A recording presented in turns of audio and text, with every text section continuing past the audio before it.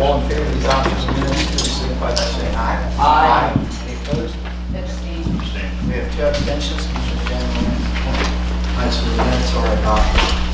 I'd like to shuffle our agenda a little bit this morning. I hope everyone will bear with me on this. We have a special resolution that we want to attend to early here this morning, and also we want to follow that. We have a special presentation. It doesn't show on the agenda. I apologize for that. Presentation from Rich Bernasian of the New Jersey Department of Environmental Protection, who's going to be discussing mapping for off-road vehicle activity.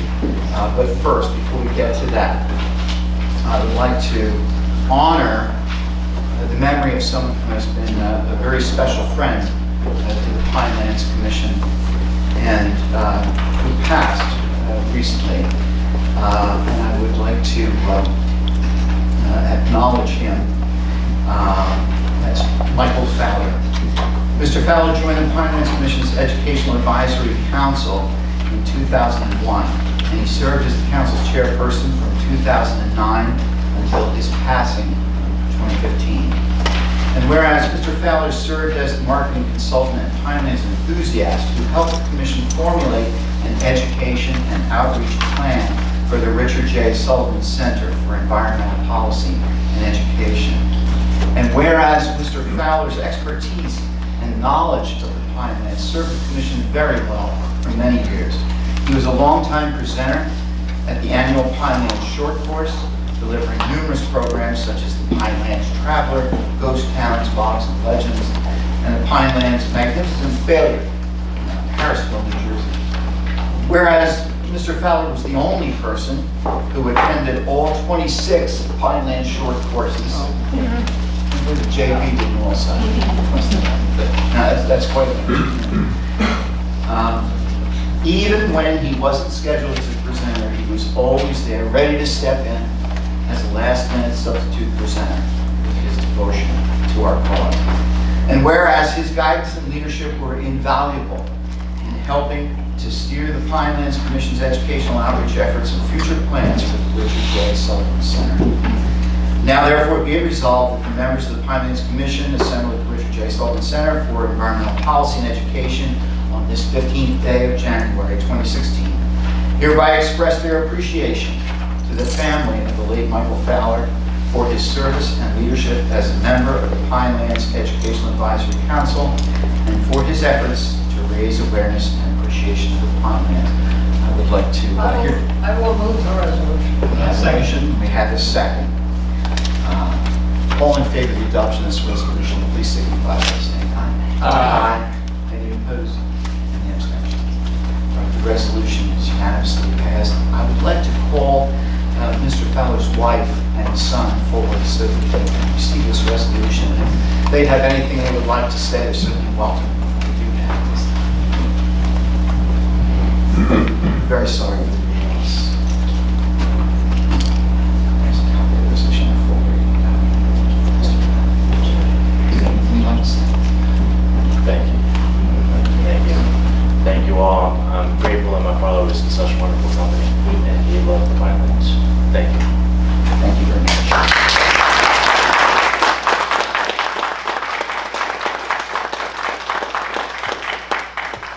I would just say quickly that, Michael was a true friend of the Pinelands. I work with him, on our education programs. As we move forward, making this building more of an education center, with our plans to put a Pinelands Visitor Center here, it'll be something that he would be very proud of, and he was certainly instrumental in our planning as we, thought about the concept and put the ideas together for sure. Thank you very much. Thank you. All right. As I said, we have a special presentation, and we do need to advance it to the beginning of the agenda today before our director's report. So if we are ready for that. Yes. Yes. John, so what makes you change?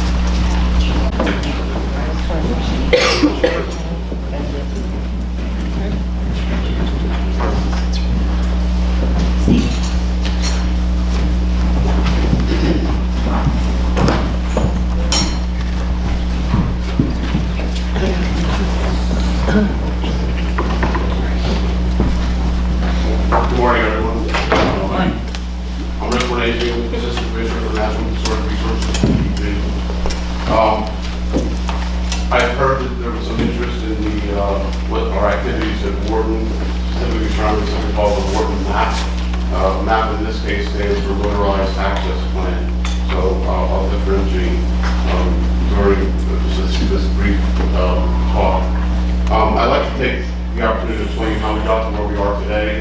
I'll fully admit to some missteps that we made and talk about our next steps.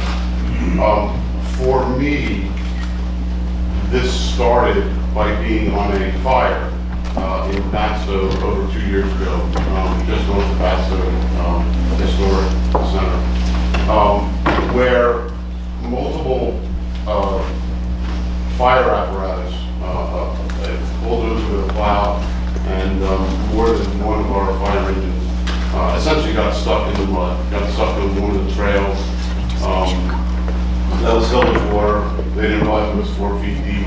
We lost a few transmissions that night, and it was clearly apparent we needed to do something better with the roads. Both the Forest Fire Service and Fish and Wildlife have road graders, and to be honest, they just weren't keeping up, especially in the south, where we have a certain composition of sand, gravel roads that deteriorate relatively quickly in storms. So we embarked at DEP on a roads project. How do we repair these roads? So I was out on that fire, and had the fire been differently, our firefighters would have been in a very perilous situation where they might not be able to escape because their engines couldn't get through some of the roads.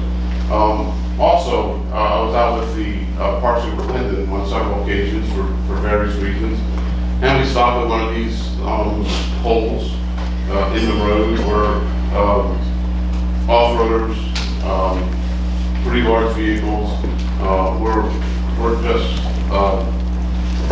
hammering the water, having fun. And then there was this family of four in a, let's just call it a street vehicle, 4-wheel drive, that ended up with 6 inches of water inside his car with his family. And of course, we, the Park Service, winched them out, but we really needed to do something. So for myself, it started there, although it's been going on for years. How do we pay for, and how do we start repairing these roads that are mostly in the Pinelands, but primarily in our southernmost parts? You may or may not know that we get funding every year from the Federal Department of Transportation for recreational trails, and they specify certain money to go to certain places. I don't remember the percentages off the top of my head, but a certain percentage of the money, I think 30%, goes to motorized trails, 40% goes to non-motorized, and then you have a fund that can go to either. But we never, the fund is about $1.3 million a year.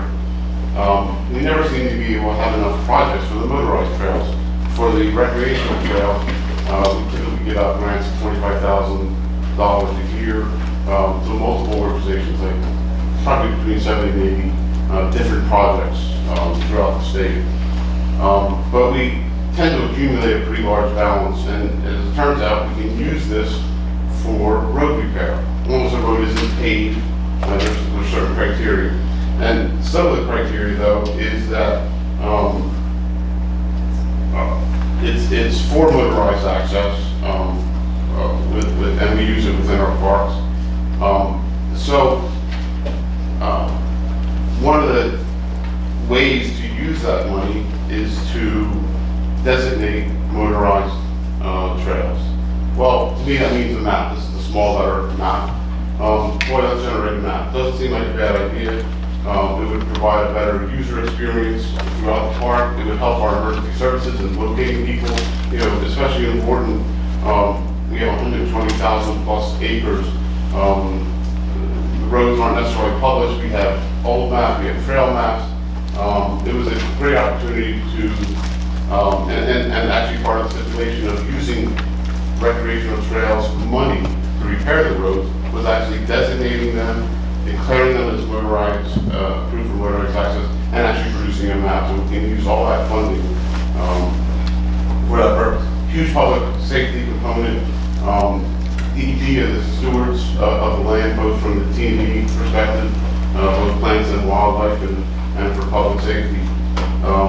And part of our stewardship responsibilities is to try to ensure that there's safe activities throughout the park. So anyway, and on the surface, it didn't look like a bad idea. The park superintendent, along with others, some GIS specialists, started to GPS all the trails, fire breaks, plow lines, roads in the park. And I want to say that was probably a year and a half effort just to, in some cases, walk the trails, in some cases, ride them. We took it back to Trenton, where some of our staff actually digitized everything. So now we have these layers of maps that actually has documented weekly where all the trails, fire breaks, plow lines. And in this process, we produced a map.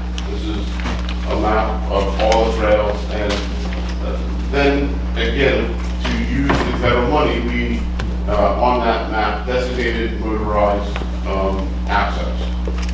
So now this is the big MAP, motorized access plan.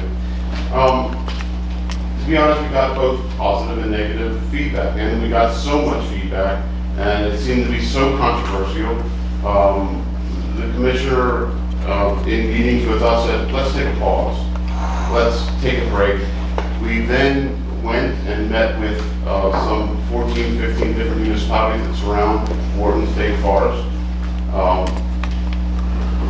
in various forms. Sometimes it was just a special meeting board, sometimes it was during their normal council meetings. We heard lots of comments. As you probably know, we made outreach to specific user groups and stakeholders, the enviros, the mayors, indoor riders, as many as I think we have 5 or 6 of those. And now we have a whole bunch of data. And we'll probably go out again to the public. And we learned a lot of stuff, but let me fully admit that we made some missteps. Our initial vetting of the plan wasn't strong enough. We in the Park Service took it to a few user groups, got a feel for whether we were on the right track, but it wasn't enough, to be quite honest. And social media sort of got ahead of us. We showed the plan to a few organizations, some liked it, some didn't. Negative press started coming out. DEP is closing all the roads in the park, or we keep them all open for both sides. Probably one of the biggest mistakes we made was not put the words in bold letters across the entire map to say draft. Didn't say draft. It looked like it was a done plan, and it really wasn't. So we had a communication plan that honestly wasn't strong enough.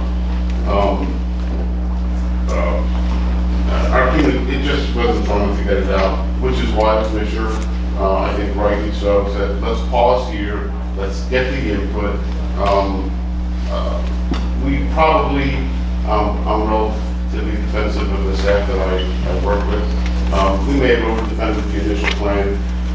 So those are some of the missteps. So what have we learned by this process of outreach and stakeholder meetings and all the council meetings we went to? Well, we heard that the map, the big map, the motorized access plan is great. We also heard that the map is terrible and should be scrapped and never brought up again.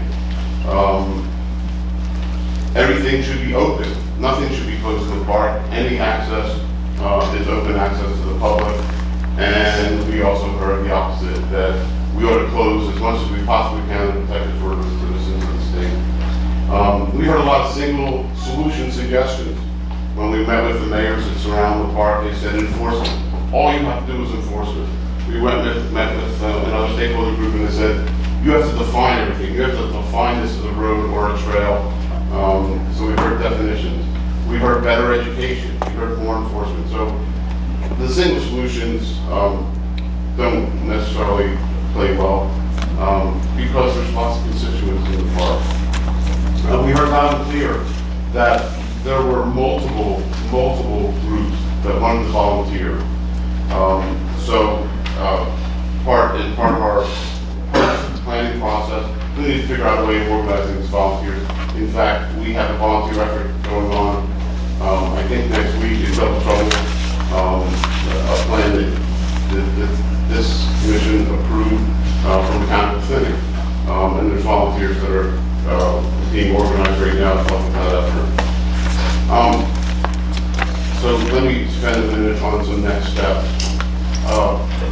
First of all, at the commissioner's direction, we are under no timeline to do anything. We want to get it right the next time we come out with something or not come out with something. We need to protect our environmentally sensitive areas. We'll just call them BSAs. I clearly recognize that we are not going to make everyone happy. We have dirt bike riders, we have horseback riders, we have hikers. Some want it perfectly quiet and pristine. Some don't mind the noise. A lot of my job in this position is finding the right balance. And I don't have an illusion that will make everybody happy. We need to engage all the stakeholders of the park, including the Pinelands Commission. We have a joint role in many of our lands. Right now, we're preparing an enforcement plan. We heard loud and clear that regardless of what we do with producing a map, not producing a map, we need to do a better job of enforcement. We clearly need to engage more volunteers to help. We, from my view, have to continue to repair, keep in the right shape, our priority roads within the park. So that's all I planned on presenting today. I appreciate the opportunity. I have to take questions. Thank you, Assistant Commissioner. Commissioner Asher? I've read all your stakeholder comments, so I agree with you. You can do almost anything. Either way, I mean, it's a lot of comments you got that range from the foresters to the bike riders and whoever. Yeah. I would just like to have you explain, or maybe it's not explainable. There are provisions in the CMP or the Pinelands Commission to designate areas inappropriate for motor vehicles, among other things.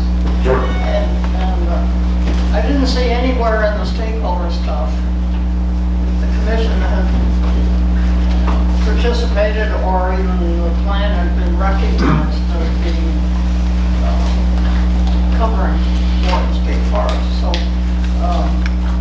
I just would like to find out if in the next, as you try to put all this mess together, whether we will at some point be ready or able, or you will invite us to designate areas that should not have motor vehicles. So designation of the areas is a little bit of a slippery slope. In your CMP, there was an adoption in the 80s from this point forward, we couldn't have any more motorized access without the Pinelands Commission approval. We learned this very clearly. It was reiterated during some of the stakeholder meetings. Our problem is there was never a declaration of what was open for motorized access in the early 80s. Yeah. So we've gone back, we had overflights of the area in 1976 and 1984. So we're looking at those historical maps right now. We're probably going to digitize them and get them into a GIS system to try to see if we can interpret what was open, what looked like a road back somewhere in the 80s. I'm going to let the DAG's office, the Attorney General's office weigh in on what's official at this point. Should the Pinelands Commission vote on designating these roads from the 1980s? I'm not sure about the legal aspects of that, but we're certainly looking at that. our issue is, while it was in the CMP, nobody ever said, here's the map. We had some map, they were mostly trail maps back in the 80s. So we don't really have an official designation of any road within Wharton that says, this is open for motorized access. So to your other point, yeah, we need to engage all the stakeholders, including the Pinelands Commission. I'm not sure of the timing of that. Social media tends to hurt us in some cases. Are you first, are you last, or are you in the process? But let me work it out with your executive director, and we'll figure out how to get the right story in front of you. Good luck. Yeah. Any other questions? Commissioner Zell? Are you just looking at Wharton or the whole Pinelands area? Well, for Public land? the big map, we focus on Wharton. Most of my road problems, our road problems are in fact in Wharton, Double Trouble, a few others. The sandy gravel type roads. Again, this started with making sure that we could properly protect our forest firefighters and they could properly execute their job. So that is my first primary concern with the roads project itself. Designating the motorized trails was just sort of simulation of the grant money that I was using. For the road repair, it's really all over, especially in the south. But for the map itself, we just concentrated on Wharton at this point in time. Do you have an estimated timeline of completion or best guess? Of completion of the roads project? Yes, when do you think you'll have Well- something finalized? A year to? Yeah, let me clarify. We have to repair roads all the time. The state owns graders. We're constantly out there. And the funding allows us to buy more aggregates and put certain kinds of materials on fixing culverts. So that's there is no timeline. There's no finish. It's constant ongoing maintenance. As far as the producing another map or not producing another map, to be honest, I'm not sure that we should produce another map. And also, I think we should produce another map. It really goes all over the place. But the commissioner wants to get it right. He said, you come up with your recommendations. We want to vet it properly. But we're not being forced by next summer, next spring, 2 years from now. And we're not necessarily trying to kick this can down the road. Don't misinterpret that. But we're not under any constraints to say, I want something by this mark so we can present it by April. We want to get it right. And I think we're going to have more public outreach meetings. We want to make sure we've heard from everybody. Again, I'm under no illusions that we'll be able to satisfy every constituent, every stakeholder, all their needs and wants and desires. So it will be a balancing act. But in the meantime, while you're getting to the map or whatever is the eventual solution, everybody can go anywhere, do anything. We still have environmentally sensitive areas that have been designated for years. My favorite one is Quarter Mile Bog. That's been closed for as long as the parks have been coming to remember. Since I've only been here for 5 years or so. It's been closed Jemima Mountain or Jemima Hill. Is it enforced? Well, enforcement is certainly an issue. Again, it's another balancing act of where you put our state park police resources. Yes, one of the things we're doing in the meantime, we will have some enforcement sweeps coming up probably in the spring. As you may know, only registered, insured vehicles are allowed to run on any state lands. So ATVs that aren't registered, aren't insured, they're illegal just by that definition. So yes, we need to step up our enforcement activities.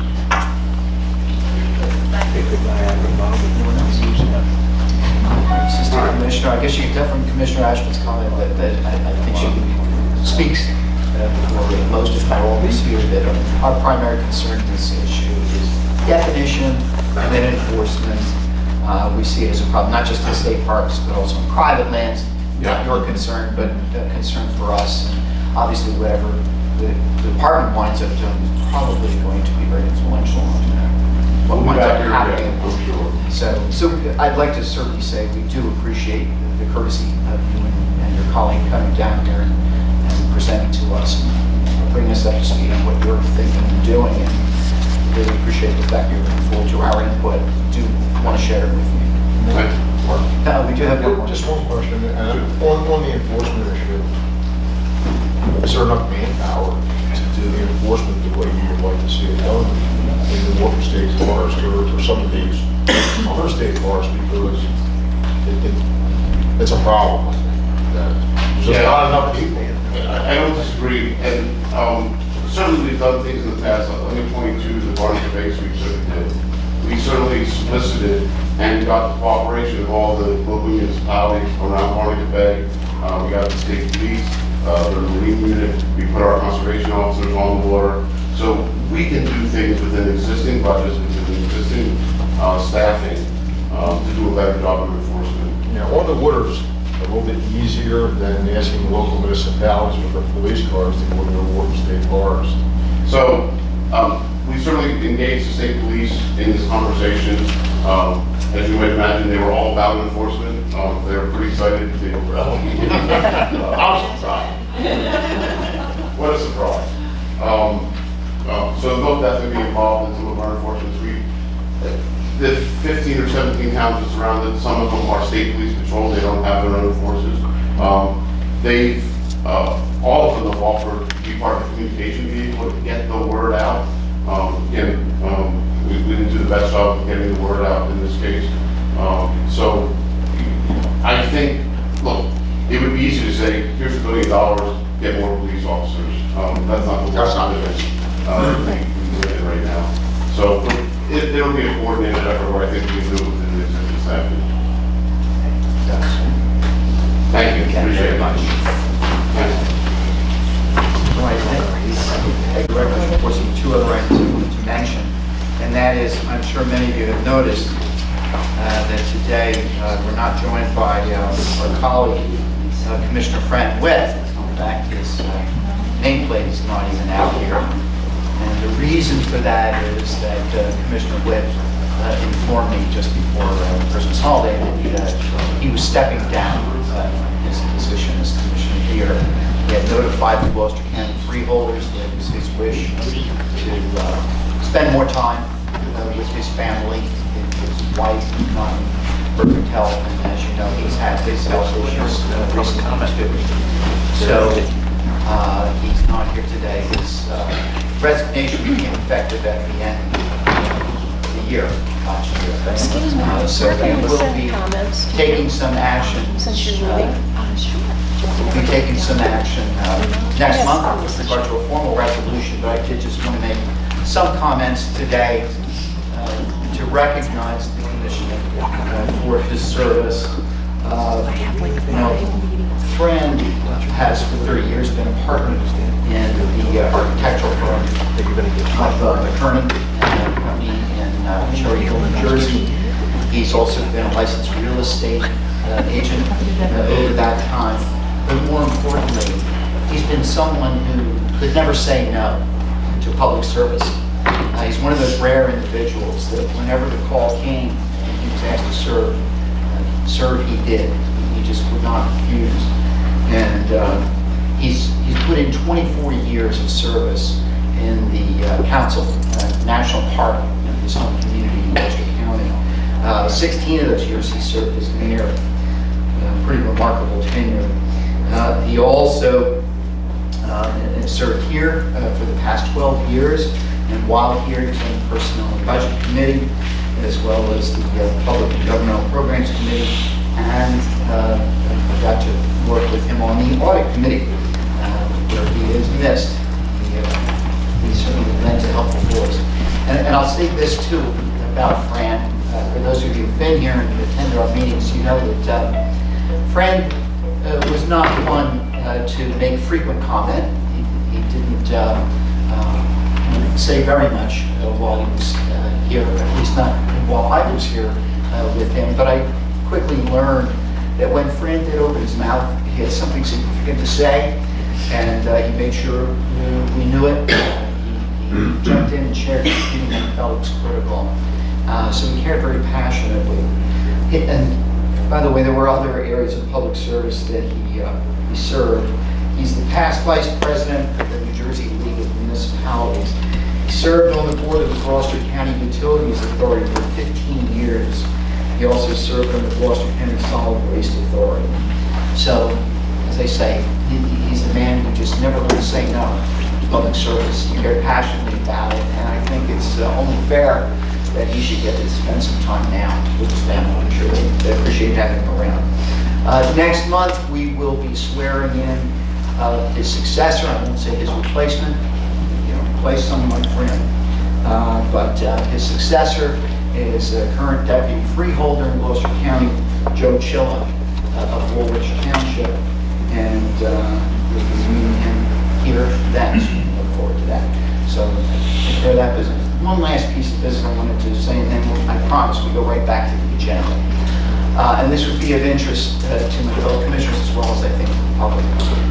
You'll all recall that last month, our executive director let us know that the legislature had decided to reactivate their attempts to pass Senate Bill 2125, which we've come to know as the Tuckahoe bill, which would have taken our ability as here on the Pinelands Commission to determine what is low-intensity recreational use and have vested that authority with the SADC, the Department of Agriculture.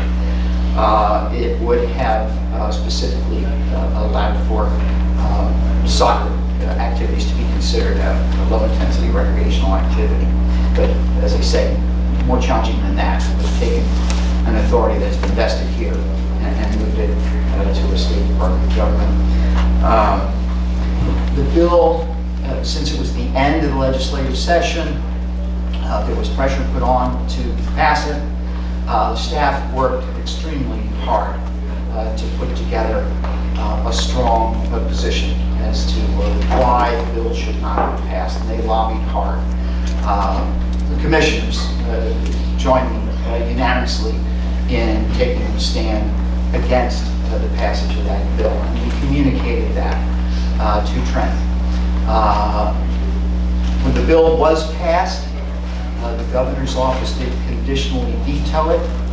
The governor's conditional veto changed the condition that would have taken our ability away to define low-intensity recreational activity on farmland and preserved it here, but did say that the governor thought it would be appropriate to specifically define soccer as a low-intensity recreational activity.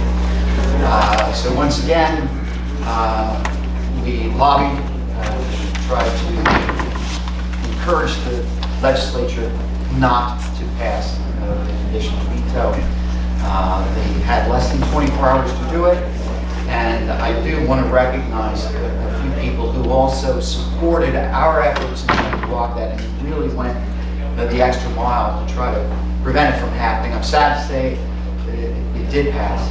The conditional veto was approved, so that is the state of the law today.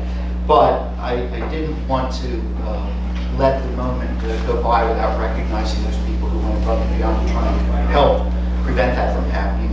And first and foremost, as I said, the staff, Director Wittenberg, and the hard work that the staff put together on that. Also, Commissioner Joe DeBello, who put in a lot of time and reached out to his boss, Secretary of Interior Jewel, to get her to add her voice to 2 hours and close the bill. And of course, there were several activists in the field who put in true overtime. I mean, one session went close to midnight with the legislature over the Christmas holiday. And those individuals are Montgomery, Pinelands Preservation Alliance, Jeff Tittle of the Sierra Club, Doug O'Malley of Environment New Jersey, and Dave Pringle of Clean Water Action. And if there are others, and I have omitted them, I apologize. I would like them to know, for whoever fought and tried hard to help us there, we really do sincerely appreciate it. I'll let it go at that. There we go. So with that, I'll turn to the executive director. There are no committee reports this month. There were no committee meetings in December, so go directly to the executive director's report. I was going to talk about Taco, but you did, so I don't have to. I will just tell you that for us, the next step we feel is that we will have to make a rule change to the comprehensive management plan to incorporate what the legislature did. They changed the definition of low-intensity recreation. We will have to incorporate that into the rules. The remaining parts of the CMP that have to deal with that matter are still there. There are provisions under, when it says low-intensity recreation, there are conditions under. What I will tell you about the legislation, what was and what is, was that this legislation is limited to the ag production area. The broader bill went to the protection areas entirely. That was better. But in the ag production area part of the CMP, there are additional provisions that limit uses, even though the low-intensity recreation, those remain. All the environmental standards remain. People will still need to go to the municipality to get approvals from them. That remains. So it's not a direct path that if it's, if it's an athletic field, which I think is the term used in the final bill, if you want to have an athletic field, it doesn't mean you just get to do it. They still have to go through all the processes. So there is that. And we will be working on CMP language. We'll probably have other CMP language things we need to do. We have an old proposal that has to do with things. So we'll get it all together and that will be part of it. So, but I just want everyone to understand that everything else that was there before is still there. Nancy, is special ag included in ag production on this bill? No. And did the Secretary of Interior sign off on the bill also? Yeah, when we do a rule change, that will go To the Secretary? to the Secretary, as always. I mean, Joe, I don't know if you want to talk about anything else that happened with you, but, I mean, theoretically, I suppose, thinking back on the language, we could directly ask, because the legislation, in fact, exerts a change. Either way, it'll go up. Yeah, our read on that was that, again, the Interior will at some point have to look at what changes are proposed to the CMP, evaluate those, and then, theoretically approve or disapprove this. But we'll have to go through the process of looking at it. What happens if he disapproves? That'll be fine. That'll be interesting. We won't get there.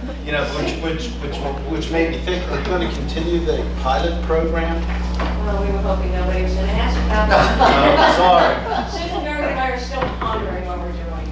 Because it seems that, again, talking through this and working it out would be a good thing to do with the municipality, the soccer leagues, the affected interests, and then see if that might lead us to clarify some of the processes that we use. Well, the Secretary's review is with the federal act. I mean, it's a different view of the same thing, so we have to do the rule change, it'll probably take a year. And then, then it has to go to the Secretary, who looks at it according to the federal act.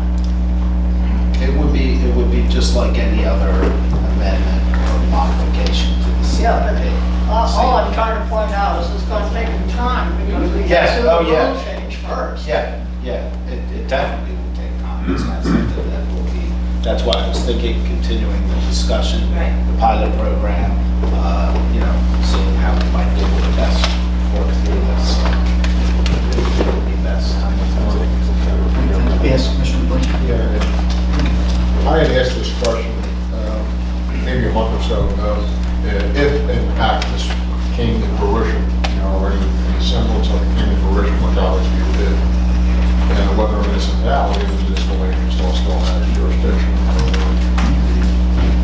the use of the property, even though maybe considered a by right use now, those kind of terms. And I can't speak for other towns, but where I'm the first line, I guess, the first person people come to as the administrative officer, zoning officer. Our ordinance was that this piece of site plan approval is based on how many cars you're going to park. And that's what triggers site plan approval. So right now, the way our ordinance is structured, if everything goes through the way it is, then if they were to come to Winslow and want to do something in Winslow for this private use, they need site plan approval. We don't allow people to park on lawns or grass. You have to have a parking lot. And parking lots trigger stormwater management. It goes on and on and on and on. And I don't know, I'm not formally educated, but I don't know how you get to that position without a certificate of fire. I don't know how you issue a certificate of fire on something that's supposed to be low intensive recreational use when the house, because of site plan approval, is turned into something pretty intense. It's no longer temporary parking lot. So because I don't know how you lift up the laptop and take it with you and put it back later on. And we don't allow stone parking lots. Very rare, because we don't want triggered wall hazards. We don't want people, walking on stones to get from the parking lot to whatever event or building it may be. So, I don't know, I can't speak for other towns, but Don't try myself. I'm not saying don't try, because anybody has a right to apply for a waiver of site plan approval. But I don't know why would we do that for that and not for someone else? So you got to be careful about setting the precedent or granting waivers of site plan approval. You're on a real slippery slope there. So good luck with that. Thank you for that insight. Any other questions? I'm curious with the current situation we're in with the turf farm. I guess we're going to have some updates after this is analyzed, how it affects that situation. Or is it cut and dry how that is affected? Commissioner Britton, just to clarify, are you speaking about the pending appeal in the appellate division with regard to Tucker Workshop? Yes, and all the other things associated with that.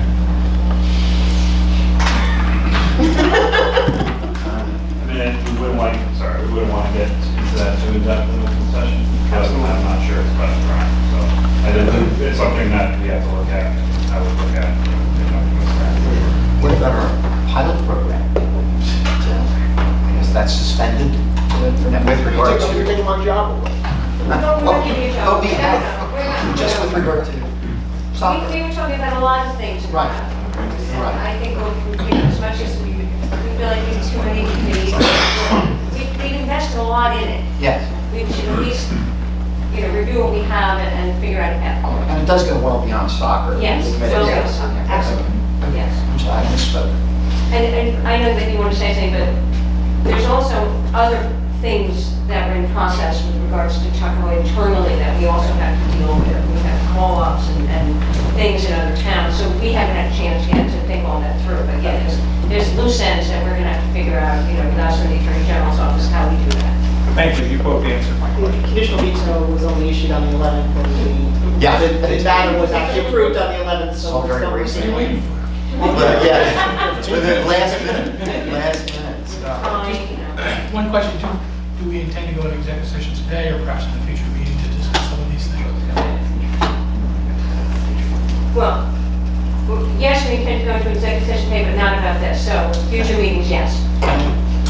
Okay, I thought we were definitely Oh, we're going. not going in? Right. Okay, I forgot, we're not. Aha, so it's not just, are there more reports? Good morning. Just a couple updates. One is to remind everybody in the plan review, you sort of selected three big projects to move ahead on. One is something called the Black Run over region. We looked at a regional program where we haven't had progress on that. We're hoping to make more progress now that we've got new staffers and we're bringing staff and so on. So you'll hear more about that at EI at some point. Secondly, is the PDC enhancements. about that, and I think probably the next thing to do is we'll come back, he and I, and say where we are. It's been going on for many years, and we've had a lot of meetings and attempts to reduce the opposition to some aspects of the piece. We had some success and some failures. The third one I wanted to mention was the purposeful fencing. For the last year or two, I've been making presentations at various public groups on how we might improve our standards for reviewing wells. And essentially, we've been looking at two things. One is local impacts on nearby wetlands. Secondly, what I would call regional impacts on the watershed. So we do those reviews now, and we're hoping to use the results of the purposeful fencing study to do a better job of that. So I've been talking to people about possible techniques, and what we decided might be useful, and we're exploring right now, is to have a technical workshop on those matters, and to invite experts in and do pros and cons. So we have the best thoughts we can get from people in the state that have expertise in those various items. And so I'm looking at that maybe in mid-March or late March doesn't work, which is a long time. So I'm in the process of investigating that. I've talked to a couple of interested parties. We'll see how that goes. The second thing I wanted to mention was just update on affordable housing. I don't know if Stacey's going to say anything or not, but new legislative session. So a new bill on how affordable housing will work has been offered. I want to comment on that. Secondly, the courts had asked all the towns to submit their requests for continued protection of builders' remedies.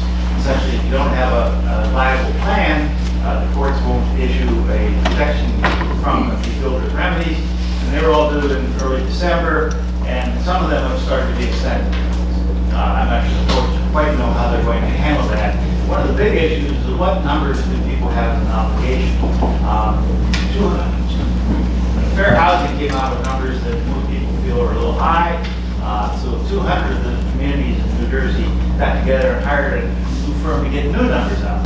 Econsult, a firm out of Philadelphia, was hired by these 200 towns, and they came out with their results just a couple days ago. And what I have up for you, Paul put it up, Susan found this, but Paul put it up, is a website where you can click on any town in New Jersey, and it tells you both the fair housing numbers and the e-consult numbers. I don't know if it'll work right. It's fifth town, final town, Tabernacle.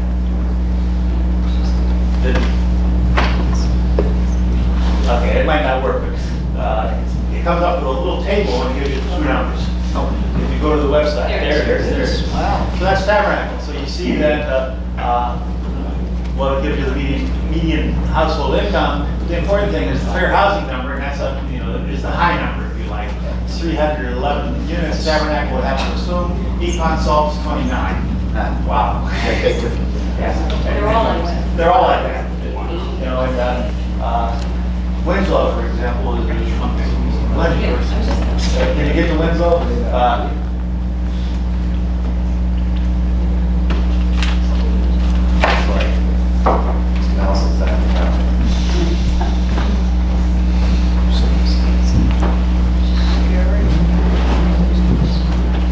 I saw the We're still in Jersey. Where are we?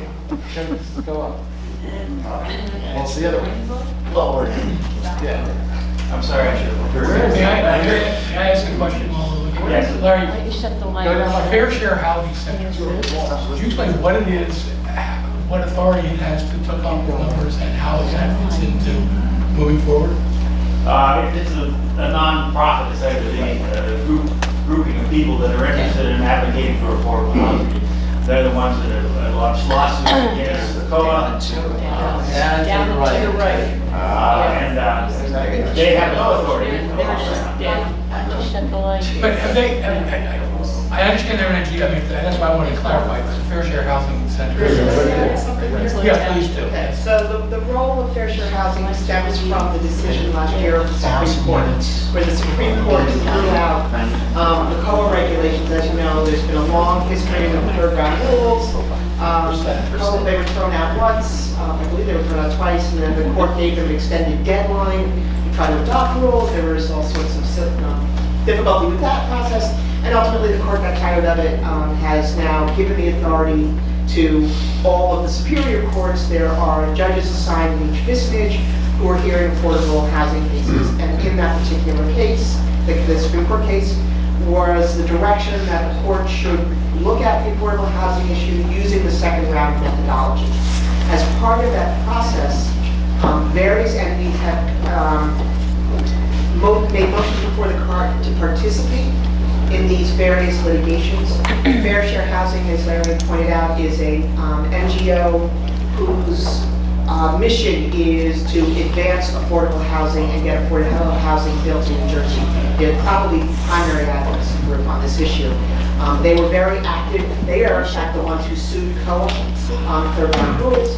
They've been very active in this whole process. They petitioned the court to participate. And as part of this process, the Kinsley report, which is where those fair share numbers come from, they participated. Kinsey report, yes. David Kinsey, exactly. That was part, I believe, of already the discussion in front of the Supreme Court to demonstrate that the COA numbers were ridiculous, didn't work, carried forward, and are part of what the ongoing process before the Superior Court, because they are parties in each of these individual matters.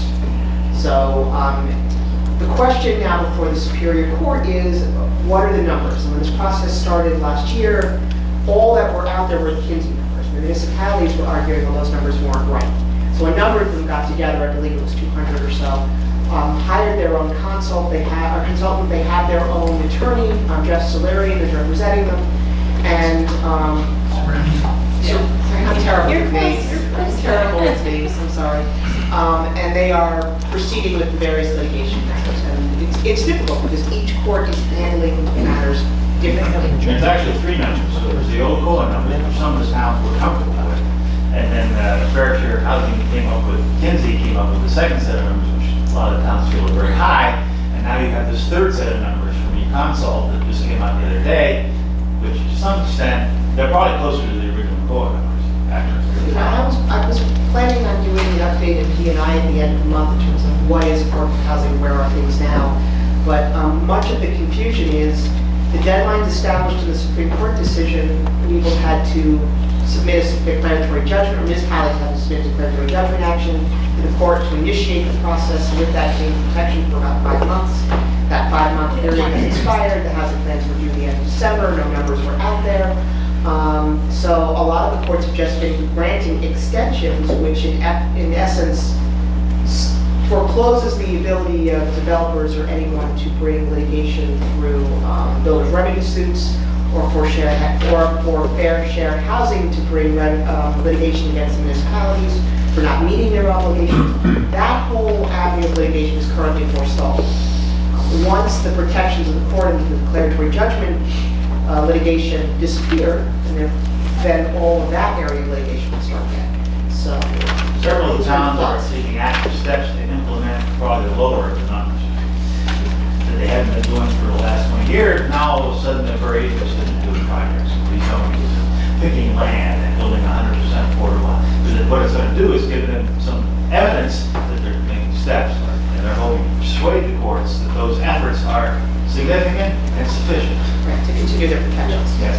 And so I don't want to belabor this too much. We're trying to understand what's going on. I understand that ball one is there's no, it's not the ball is no longer in COA's court. It's in court. It's in courts. Correct. That I believe, I understand this is why it's about Fair Share Housing. My understanding is that they're a party to all these cases, and obviously the municipalities are. So we're going to see things moving forward in the courts, and the courts are going to have to determine what the right number is, I gather. And they are, Fair Share Housing has participation status, so they're not looking at the issues of whether the affordable housing is sufficient. Right now, they're even at the beginning of the process as to whether they're compliant with the Fair Housing Act. So and I have to go back and actually look at the case to provide you with more detail. But the role is very limited in this juncture of the litigation. As the litigation goes on, there'll be arguments over the number and whether or not they've done enough. So you're going to come to P&I and tell us more? I'm going to try. Thanks. Just so I can maybe try to understand a little bit better, is that is the superior courts of the individual counties are making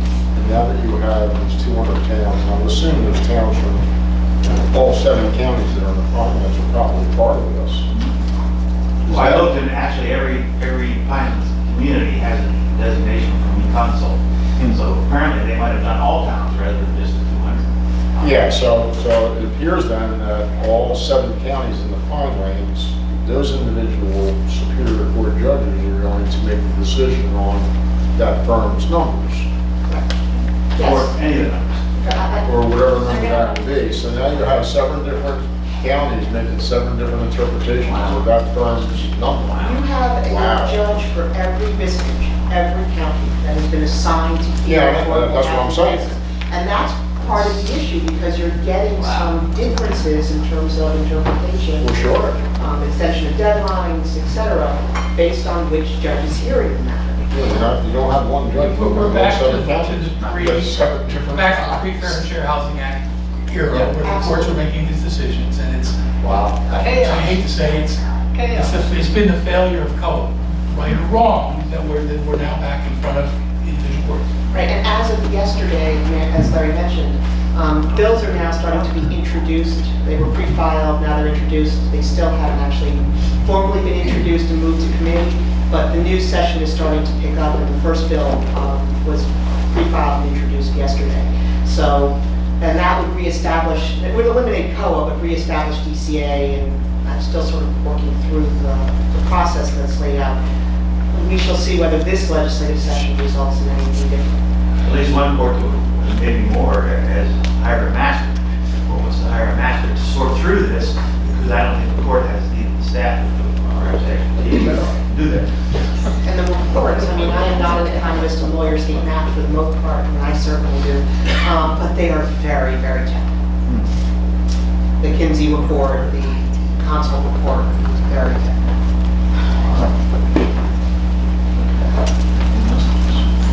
That's all I have. Thank you, Director. Called New Jersey chaos. Yes. Good morning, Commissioners, members of the public. Just wanted to touch on a couple of items. First and foremost, I wanted to explain the Stafford Township application process that it's going through. This is the Stafford Township's application for a stormwater management basin. I've mentioned this at a couple of commission meetings. They're applying for a waiver of strict compliance based upon compelling public need. And they also have a public development application. It's a companion application. The way the commission's regulations are written, the municipality was to conduct a public hearing on the application. The commission staff actually conducts the hearing. Excuse me, I said that wrong. But the municipality schedules the public hearing. That public hearing was tentatively scheduled for January 6th, with follow-up comment to happen at today's commission meeting on the application, final comments. It was a procedural problem with the notices that were done for the hearing. That hearing had to be canceled, the January 6th public hearing. That public hearing was rescheduled for January 20th to Stafford Township Municipal Building. The municipality has completed the notices for that hearing. We reviewed those notices and procedurally it's in order, so that hearing will move forward. It puts us a little out of sequence, and you'll note today, both applications are up for a final public comment before the commission. And I just wanted to clarify what's happening, so members of the public are certainly welcome to provide comments at today's hearing, at today's meeting on the waiver application, the public development application. We will have the public hearing on January 20th in the municipal building. That will be the completion of the period where public comment can be offered. A little bureaucratic, a little confusing, but I just wanted to take a moment to review that. A couple of other items that have been happening. Some of you may be familiar with the New Jersey Permanent Extension Act. The Permanent Extension Act picked up in January of 2007. On December 31st of this year, 2015, for the most part, the Permanent Extension Act ended. It's not been renewed. The Permanent Extension Act extended certain approvals that qualified through that time period from 2007 to 2015. That period of protection, as I mentioned, for the most part, has ended. And will be beginning to administer that process as to applications, how they do or are not, how they are or are not impacted by the termination of Permanent Extension Act. I wanted to mention, the next item is a long-standing development application in Molluck Township, an issue that's been with the commission since its inception. On Whitehorse Pike, Devonshire Motor Lodge. Devonshire Motor Lodge was a motel that was under construction for any number of reasons, which I won't go into detail here. That construction stopped once the CMP was implemented. There were all types of issues with the use. It stood as an empty shell for the last 30 years, and I'm happy to advise the commission that in late December we met with the township officials, including the mayor and an applicant who is interested in completing Devonshire Motor Lodge and converting it into an office building. And the commission has taken some steps over the last few years to rezone the property, to turn it into part of the Pinelands Village, so this office becomes a permitted land use. And so we're happy that hopefully the Devonshire Motor Lodge will finally be occupied. I'm sure Bronwyn is happy too.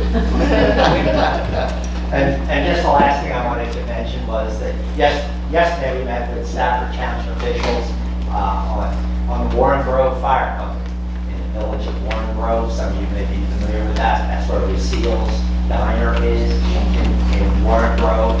And the township is supporting the fire company. They're building a firehouse. There were some environmental issues, lot size issues, wetlands. So we managed to make our way through those issues yesterday, and we're anticipating receiving an application from the township on the Warren Grove Fire Company to build a new firehouse in Warren Grove. That's all I have.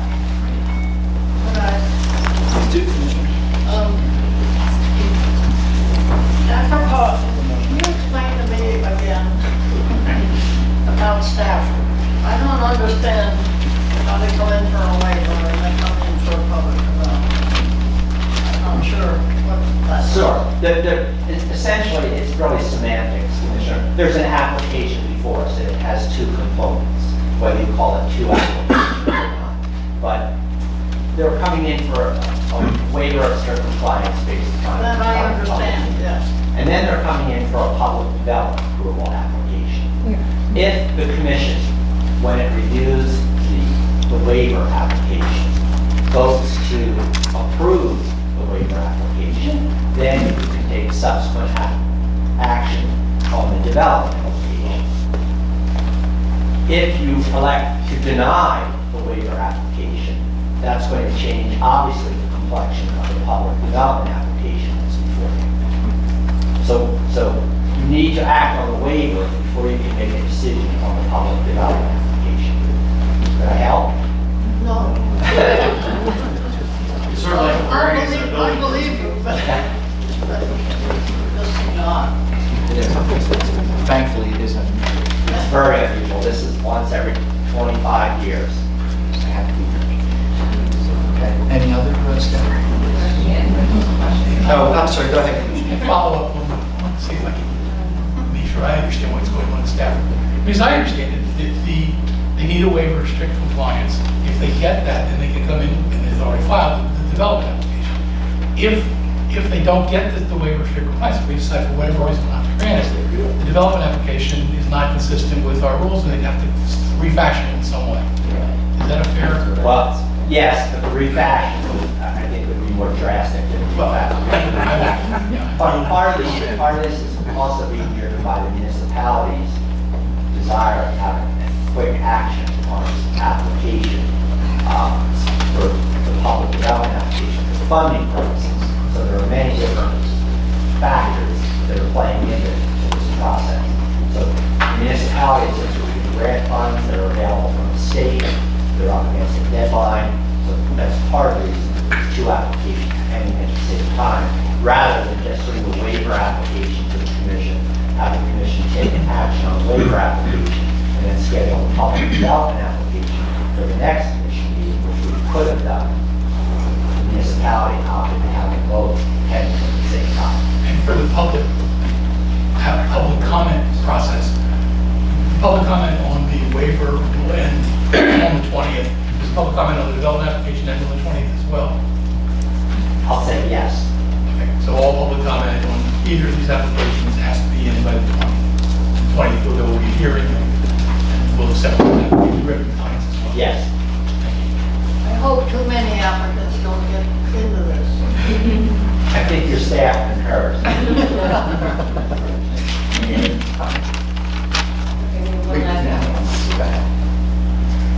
Sure, I was asked to provide a brief update on the current subject of gasoline units. Well, I will preface this by saying I'm not personally handling any of these cases, so if I can't answer any of your detailed questions, I'll apologize in advance. But as far as I know, there are 3 current different litigations. The first is the appeal of the BPU's reliability order, that's from September. My understanding is that case is still pending. BPU is handling that. Second is the appeal of the December 18, 2015 BPU order that was appealed by the Pinelands Preservation Alliance. The BPU order, on paraphrase, found that the line was reasonably necessary for the service, convenience, and welfare of the public, and to enable South Jersey Gas to provide a safe, accurate, and reliable service to the customers. Held that the South Jersey Gas in construction and with the local ordinance line. So as we discussed at various times, this is the order that preempts local approvals. Gives them the approval to begin the process. As part of the appeal, Pinelands Preservation Alliance has filed a stay order or a stay request. Briefing of that, I believe, is due today. So that is with BPU. Right. So it's with BPU makes the initial decision and then we'll go to court. So that is being determined as we speak.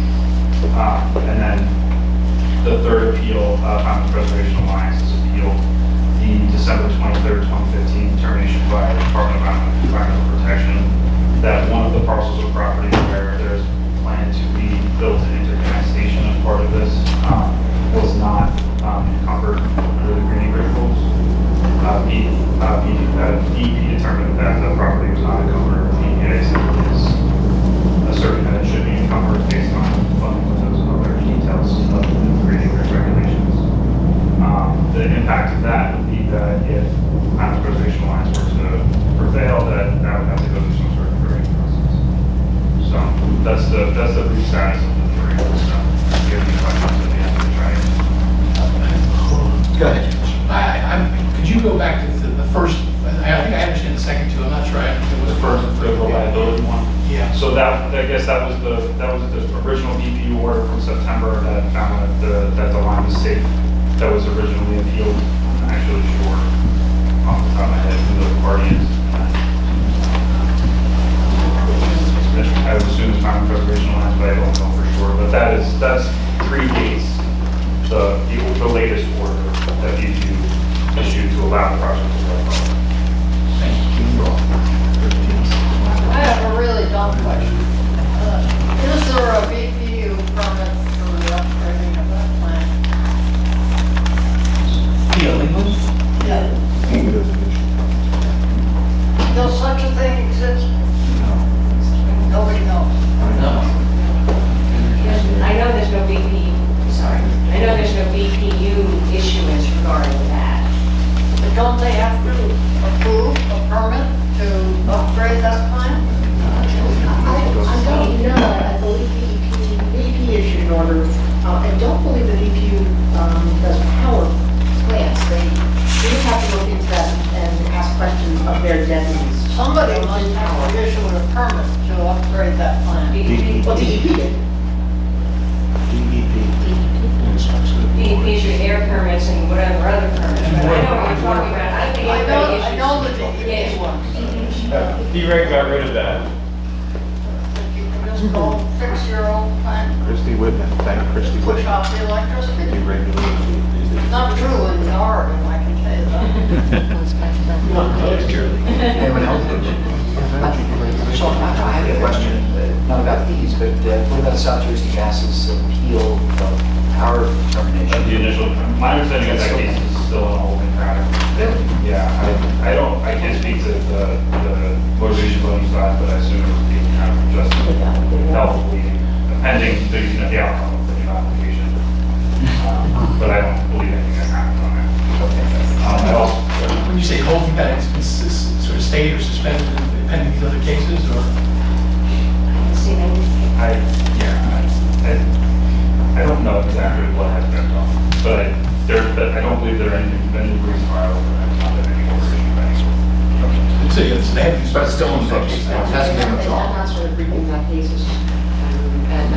why it's holding, it's just holding.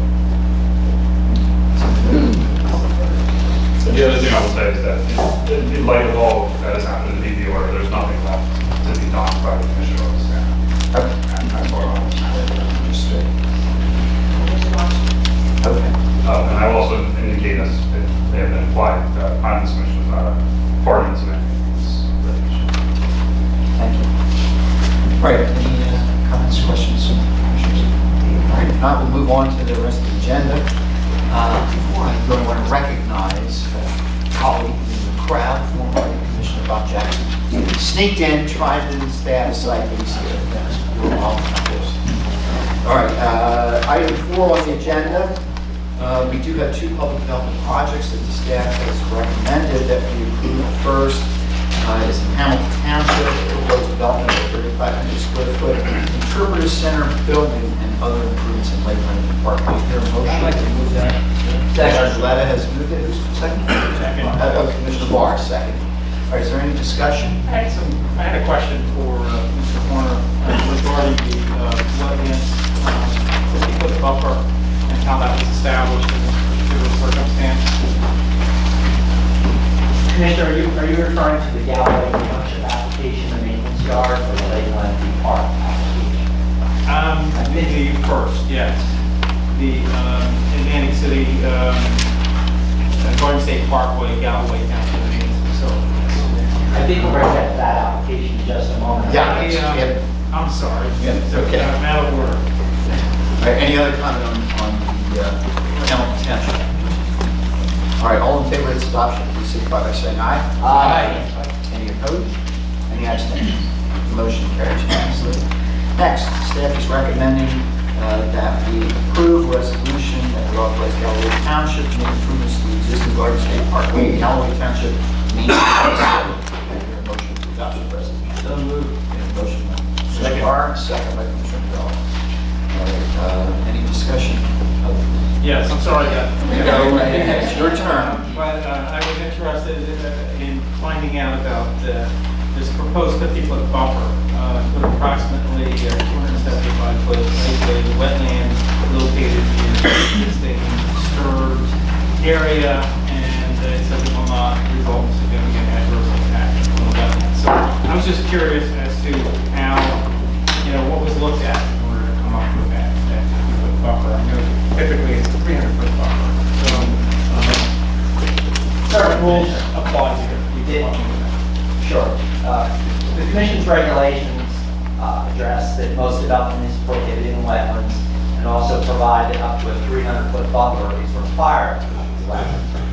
It's not a mandatory automatic 300-foot buffer in all instances.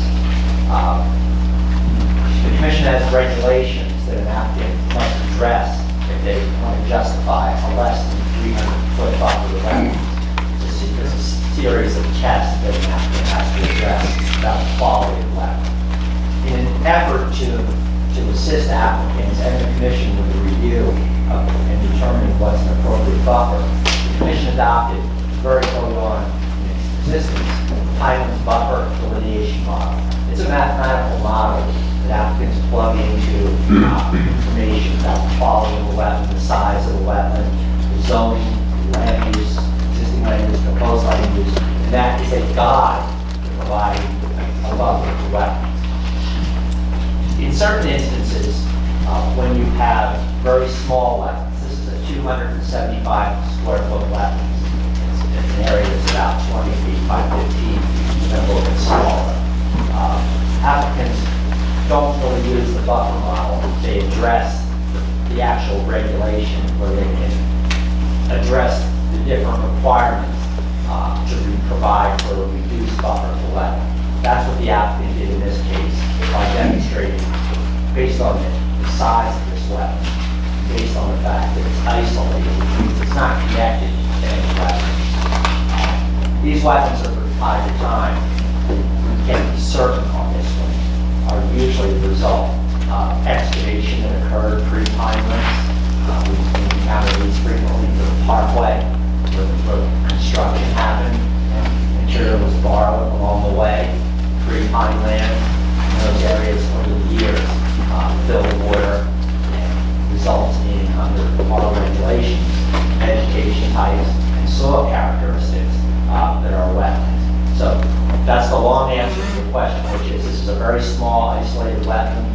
your regulations provide that an address was an appropriate buffer for that wetland. In this case, the applicant did.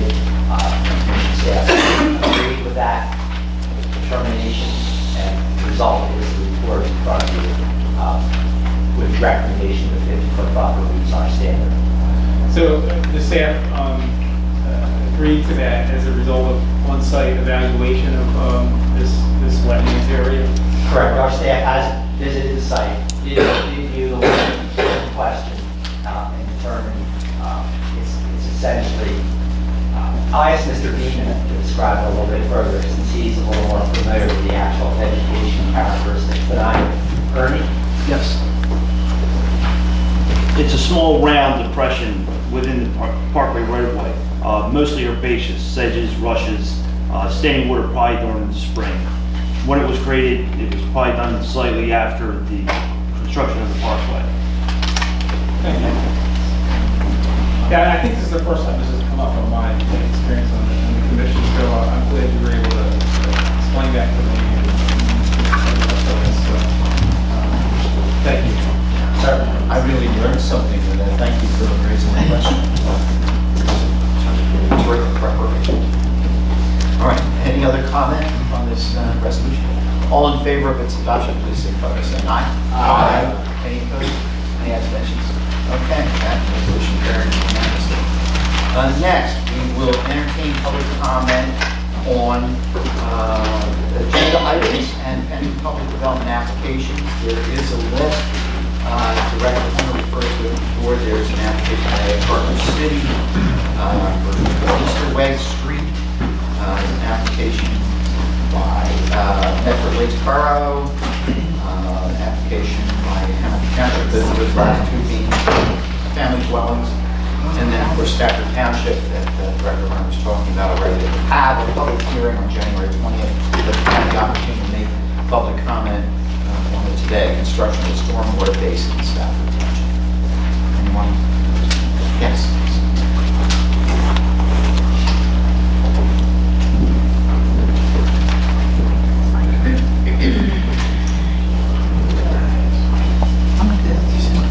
Mary Ann Clement Barnegat. Who is the applicant for the Stafford Township Public Development Project? It's the township. It's the township. It's not a developer? No, it's construction of a stormwater basin. Okay, thank you. Okay, anyone else? Yes.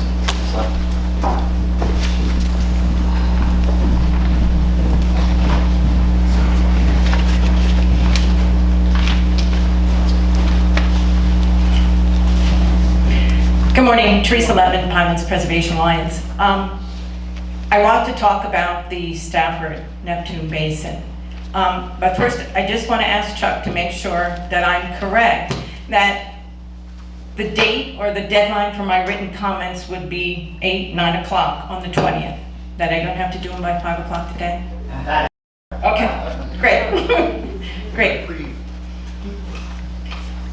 Okay, my comments are on the Stafford and the Neptune Basin and the ongoing flooding.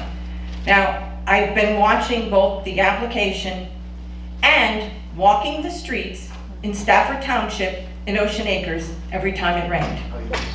I wanted to watch the water to see what was happening so that when I read the documents, they were more understanding to me. And I believe the proposal by Stafford Township might reduce the flooding a little for some of the residents in Ocean Acres, but it will not solve any of the problems that are existing and will continue to grow in the entire drainage area. It is nothing more than a Band-Aid measure, this application, that might get Stafford a couple years of less flooding on Captain and Leeward Drive, but some homes and lots and streets will continue to flood. Now, several of the documents note that this will not solve the problem. They're asking for a waiver of the comprehensive management plan, and this waiver should not be approved. And to give you exact examples of where these documents support that it's not going to solve the problem, you just have to go to the CME Association maps dated July 16, 2015. And look at those maps. You can see it shows in color, red and blue, where this flooding will still occur. Also, on page 17, on the report by the Pinelands Commission's consultant, dated 2013, 2014, I didn't know which date to take because there were several drafts and then a final of the report. But it had information in it that indicated that it would not solve the problem on page 17. So as more development occurs and rain events get heavier, the flooding will be back to the levels that currently exist 2 years ago that they're trying to address, because remember, this has been a 2-year process.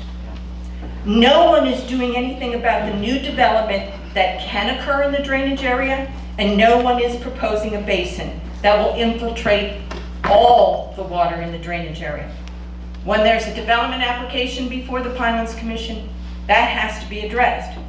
In this case, because of the way that Ocean Acres and a lot of the developments throughout the Pinelands have developed, there's no stormwater management. Stafford Township, if you approve this application, gets a quick fix. They want a waiver of the Pinelands rules. They want you to do it and give them a quick fix.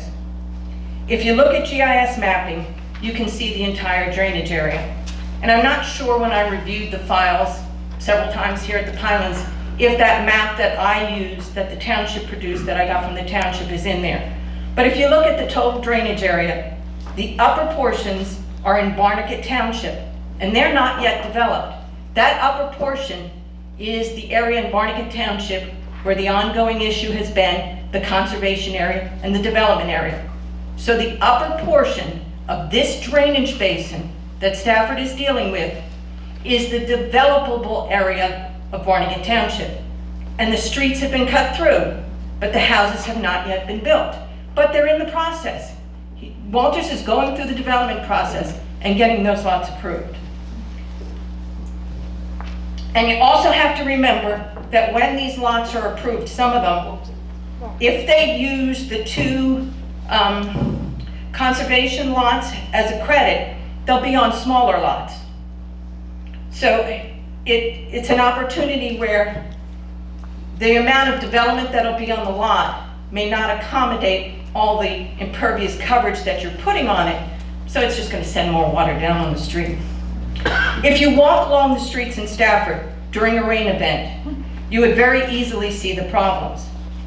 If you're near undeveloped areas of Ocean Acres, near Mermaid and Barracuda, you see the stormwater flowing from the undeveloped portions of Stafford Township.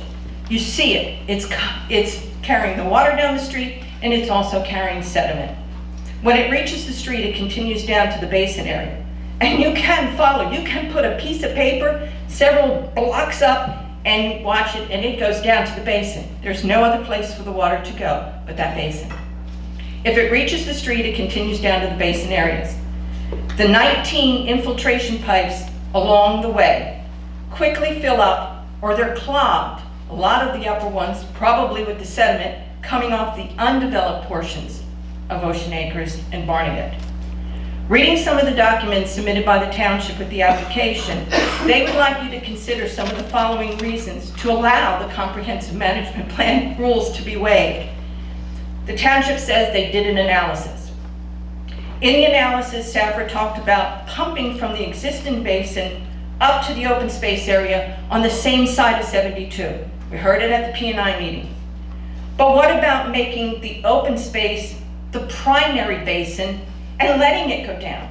The township's excuse why they couldn't buy that area, they would have to pump the water up to the second basin. But nobody said, well, if you use that as the primary basin, the existing basin becomes the secondary basin, you don't need a pump. It's down. Water will flow down. They also want you to give them credit for the 19 infiltration systems to address the stormwater. They put that in their documents and they throw out 19, 19, 19. Only 10 are actually in this drainage basin. Yes, there are 19 infiltration basins throughout Ocean Acres. Only 10 of them are in this drainage basin. Whether, and I don't have a lot of confidence that if they put in 19, into this area, that it would work, because unless the town is committed to maintaining them, they're going to be filled with sediment. Unless they do something about the problem of the yards and the other houses in the undeveloped portion, there's going to be sediment that'll discharge to it. Okay, the township also says, well, we adopted ordinance 2004-22. Well, I put in an open request, got the ordinance, read the ordinance. This was enacted long before the development in Ocean Acres. So there is no saving grace for the flooding problem. The development already exists. And if you read that ordinance, had to laugh, it also allows the zoning board to waive that requirement. So if the township wants you to accept the 2004 ordinance and give them credit for it, I think you need to ask them for every zoning board annual report from 2004 to 2015, telling you how many times they may have waived that requirement. Now, they also want you to believe that due to climate change rainfall, the rainfall will intensify. Yeah, I agree, but the Pinelands regulations, do they have to give for every problem or every climate change? If we do this, the Pinelands ecology is not going to survive. And their fourth bullet, rainfall intensity and volume is expected to increase as is future development. I agree with that statement in their documents also. Stafford isn't looking at ways now to deal with the ever more increases that will be coming. They are currently admitting that they're not going to even fulfill or take care of the existing problem. Their documents show it, the roads are still going to flood, the downstream close to the basin.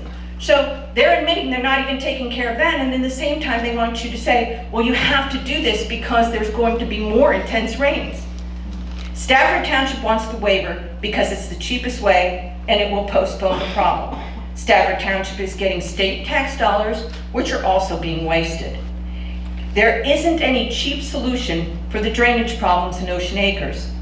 I think that only a basin big enough to infiltrate all the stormwater is what is needed. Stafford Township contends that the purchase of land is too expensive.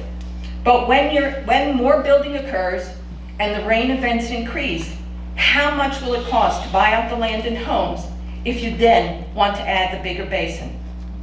The township also postponed to proposed to just increase the pipe under 72, which would send even more stormwater during a rain event down to Mill Creek. This would further impact the swamp pink. And that's the reason they're in this predicament, how to get all this stormwater into the next drainage basin. But it will impact the swamp pink population and U.S. Fish and Wildlife Services in supporting that. So if you move the problem down, I think that with more continued flooding, this new basin in the Pinelands Forest Management Area will also eventually overflow. If you're sending the water down and the pipe that goes to this new basin is big enough, if there's a larger rain event, more water is going to go down, and that basin will overflow. Where will it go? It'll go to what we're trying to protect. So whether you increase the pipe or you send it down there, you're doing the same thing. But Stafford, they want to give you 2 PDCs as an offset for these activities for you to reduce the CMP. But it will not produce overall improvement to the resources of the Pinelands. You're not going to fix the problem, and eventually as the water increases and the new basin that's being created overflows, you are still going to impact the population of the Pinelands. Thank you. Thank you very much. Is there anyone else coming on the agenda? Yes. Go ahead.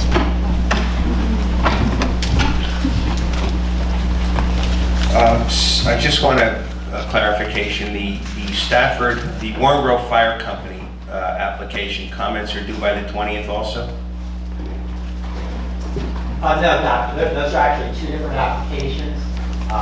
The Stafford Stormwater Basin is one application. That's what Teresa just spoke about. That's what Teresa. Yeah. And a completely separate matter, a private development application that will not require a waiver is this the Warren Grove Fire Company is applying to the Pinelands Commission for a new firehouse. Oh, okay, so that's not a waiver? Correct. Okay, thank you. Thank you. That was not pretty good. Yes, I go ahead. have a question on the report. I'm just trying to figure things out, so I guess this is the attorney to the executive director.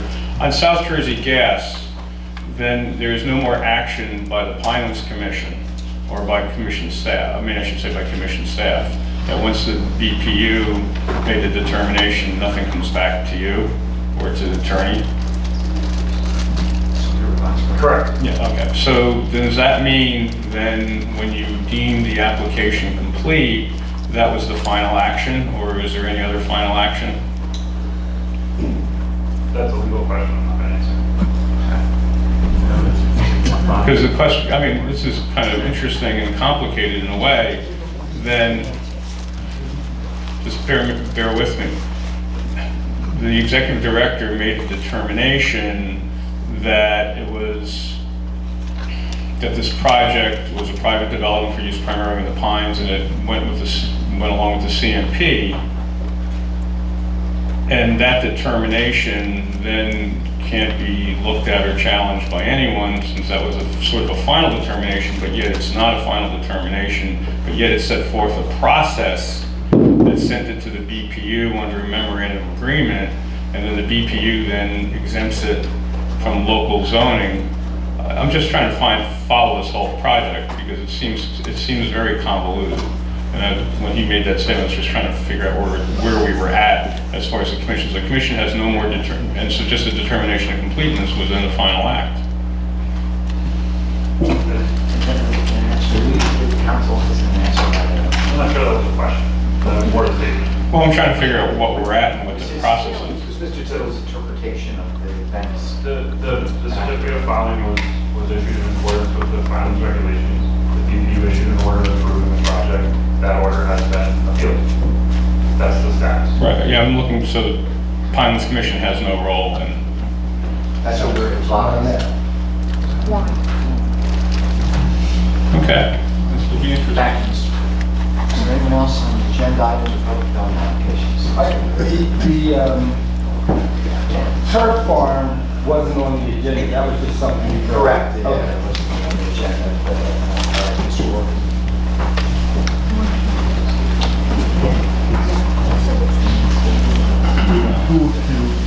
Happy New Year, folks. Just, I hadn't planned to speak, but my comments on the DP's presentation, and given that they kind of acknowledged some missteps, and that they got kind of blindsided by the critics in various camps, I think it was pretty arrogant to take their contingent, and leave, and not listen to the public comment. That was a pretty, They say they're going to hold more public comment. but you gotta understand, and that's my second point, is that the DEP stakeholder process is, quote, by invitation only. All right? This is a public hearing, you didn't have to get an invitation to come. Very big conceptual difference. I have not been invited to any stakeholder process under this administration. I've been escorted out of the DEP building by state police, okay? In a public hearing, talking to DAG George Schlosser. I don't know if anybody knows George, he's been around for a long time. So there needs to be some process, and so will the commission fill the void that the state DEP is not willing to handle with respect to open public process on this issue? I don't know that we have jurisdiction. They clearly do. Their policy, but... Read the website, by invitation only. They have a hearing. Okay. All right, misspoke. Third point on enforcement resources. Yeah. But the point holds though, you go on the website, there's about 400 stakeholder meetings, they're all by invitation only. The enforcement resource issue, the state park policeman is patrolling the DEP lobby. So if they have scarce resources, maybe that guy could get out and look in the park. Are you just a minute, there was someone else in the back? I'm sorry. Yes. Oh, yeah, go on. And then we'll come back. I just want to know, is this the time to talk about Rich Bornasian's presentation? Because that was part of the agenda? Yes. Okay. I mean, it wasn't on the agenda, but this is added to the agenda. Happy New Year to members of the commission and to you, Mr. Chairman. I wanted to thank you for your statements at the beginning of the meeting, which I'll address further in the general comment. I also wanted to thank the work of the Pinelands Preservation Alliance on the Stafford application, specifically Teresa Lemon. And I wanted to focus my comments right now on that application because clearly stormwater detention basin is not permitted land use in the Pinelands Forest Management Area. And there's going to be a clear impairment of the resources in the Pinelands, specifically the swamp pink that was mentioned. I wanted to focus on, I guess specifically on a letter provided to the P&I committee by Director Wittenberg in March, nearly 2 years ago, of 2014, regarding this application. And specifically the conversation on what is deemed a feasible alternative and whether costs needs to be taken into account in the CMP for what's considered to be a feasible alternative. The letter directly states that there's no feasible alternative that exists outside of the Pinelands, outside the Pinelands Forest area. You know, I certainly take, I contest that statement. I think Teresa's testimony certainly shows that there are feasible alternatives for a stormwater detention basin outside of the forest management area. There's also the broader question of really, should we be using Pinelands Forest Management areas, as a, an area that's available to the highest bidder, because essentially what a definition of feasible that says, that uses cost, clearly the only cost here is bending the rules to allow a project like this to exist. And in that letter, the executive director clearly states that the Pinelands Commission does not normally approve projects like this. I think that's critical to know that this would be, if not precedent-breaking, setting a bad precedent going over past decisions by the commission. I also wanted to bring up the fact that there is, the engineers in that letter, the executive director said the engineers said there were slightly better alternatives existed. And I think that's critical when we're looking at the available options for the commission and looking at the independent report that was prepared.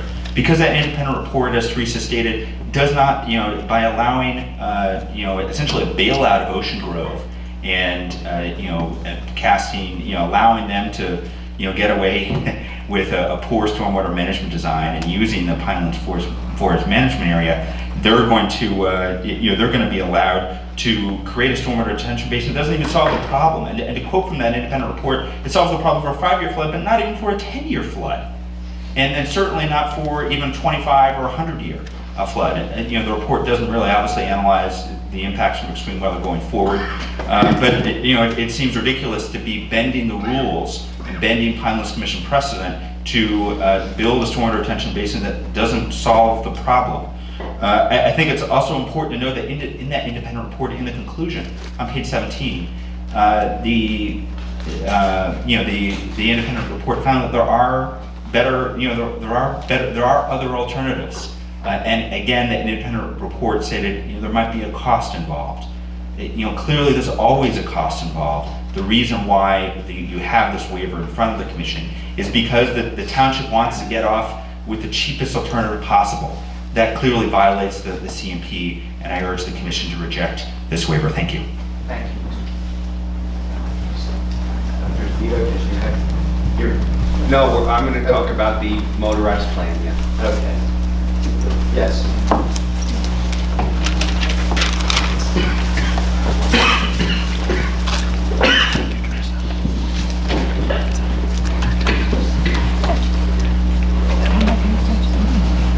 Margaret Meissner-Johnson, Ocean County.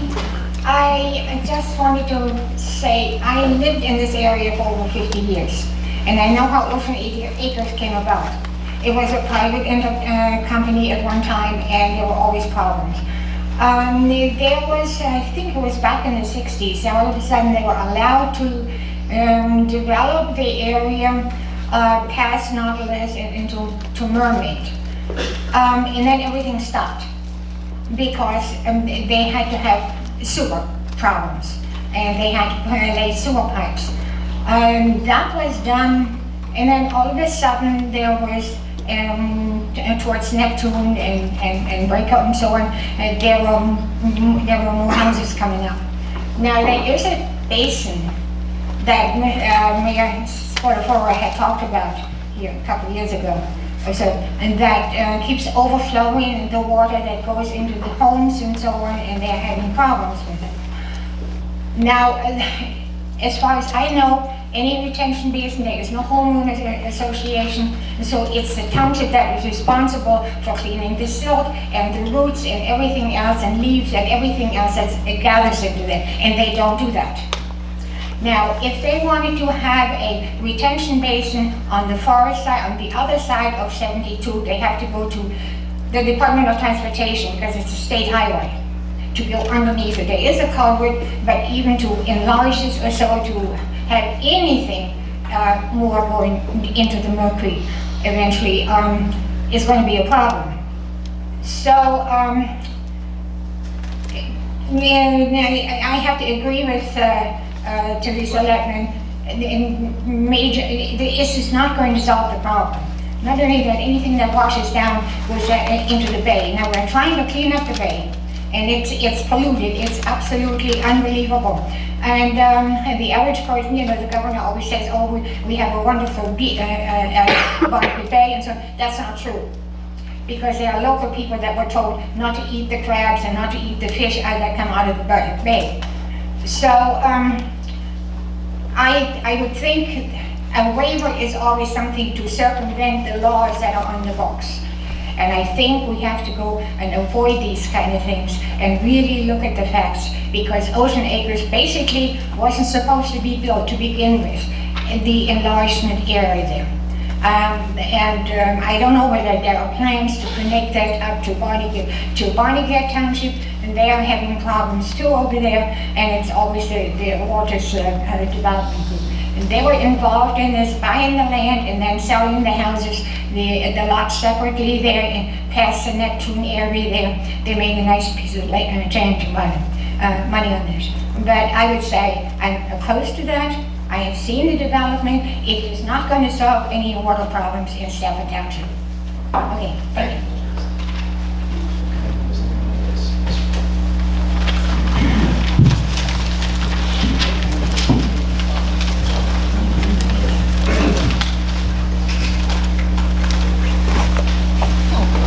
Good morning, Chris J. New Jersey Conservation Foundation. I wanted to comment on Mr. Bornasian's talk about the Wharton meth. Is that appropriate for this still? Yes. Okay. I was a little dismayed that he spent a good deal of time talking about his attempt to try and please the various groups that were displeased. One of the issues with that is not his job.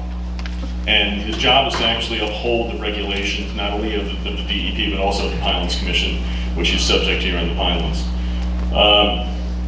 When the map was released, our organization took the step of actually commending the DEP and Commissioner Martin specifically for the first time trying to regulate one of the most destructive activities that is permitted, but nonetheless most destructive activities in the forest. We all saw what happened in the process, and unfortunately the map has been withdrawn. Unfortunately, that's also an indefinite withdrawal. To the best of our knowledge, since the last public meeting in November, when all of the public information was supposed to be collected and evaluated, there's been nothing that has occurred and no timeline has been set.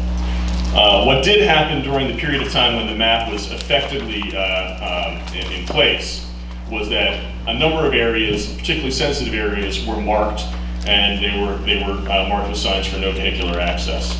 And I do recognize that enforcement is an issue, but we documented the fact by having signs in the field indicating that there was no permitted motorized vehicles in these areas, and the general sense that the DEP meant business by this, reduced and or eliminated this activity in most of these areas. Since the map was withdrawn, nearly all of those signs have been withdrawn, including the signs from those insensitive areas. If I can I share with you these reports? The commission does receive these, some staff receive these. We do weekly reports analyzing these areas. And we're happy to share this more broadly. It documents that simply now that people do not take DEP seriously, and the signs have been removed, albeit these reports focus on areas where the signs still do exist. The problem is rampant.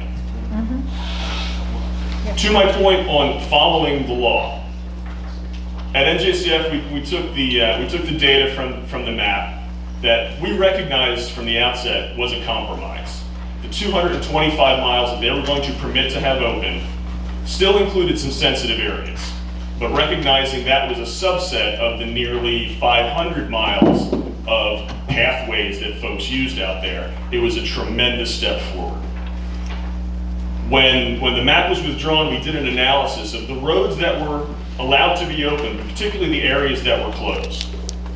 74% of the areas that were closed, and this is 222.1 miles, were in wetlands or wetlands buffers. So of the areas that the people were allowed to access motorized vehicles, only 79.8 miles were upland roads outside of wetlands and wetlands buffers. So I asked the commission, and to your role, the commissioner is now allowing the public to ride motorized vehicles through wetlands buffers and cause the ensuing damage. I know if that were happening on New Jersey Conservation Foundation property, other private property, we'd be subject to not only some reprimand on that, but quite frankly, natural resource damages fines. And we're actually in the process of determining if in fact there is a case to be made, that there is a natural resource damage case for this permission of repeated damage to these wetlands, habitats, endangered species, what have you. So I also share with you, and we can share the data behind this, our GIS analysis of the road network that the DEP has laid out in their map. So my final point on to the comment about trying to make folks pleased is that it's my understanding that the number of comments and the number of negative comments the DEP received with respect to the bear hunt dwarfs what they received for this. The bear hunt continues with virtually no level of engagement of the public that was shown for this map process. And I agree that a higher level of engagement and more public meetings and things like this would have been certainly appropriate, even though they're not technically prescribed by the rules that Department of Forestry works under. But nonetheless, it's disconcerting that, again, a more balanced response from the public that was received in this, and a lower level than simply the bear hunt, which is one of the more recent controversial issues the DEP had to deal with, has resulted in now a less of a management stance on this forest than we began with last summer, and with no end in sight. So I certainly hope that you pay attention to this issue and intervene where necessary. Thank you very much. Obviously, this issue is a great concern to us, too. I appreciate the research that you shared with us.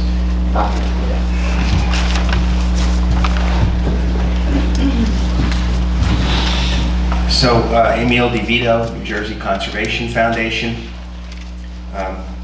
So Chris Yates just presented a lengthy analysis, including the mapping of the roads, how the roads were impacted by presenting the plan, withdrawing the plan, whether or not the roads themselves were in wetlands. I want to talk about the places that are not on roads, because it's become the most tragic thing that you can imagine, what's happening to the vernal ponds, the wetland meadows, the places that are not anywhere near where people should be riding vehicles. They're not whether or not it's a road that existed, is a recent road, should it be withdrawn. These are people driving monster trucks and monster vehicles, making their own new roads through the forest to get to these places because they're seeing the meadows maybe on aerial photographs, maybe on their cell phones, on their apps, where they can just look and see what's all green, but there's this beautiful meadow. Let's go turn it into mud. That's what's happening. In December, I did a survey in the southwestern part of Wharton State Forest, and 30% of the vernal ponds and meadows have experienced so much. These are places that are not even accessible by roads. You can't see them from the roads.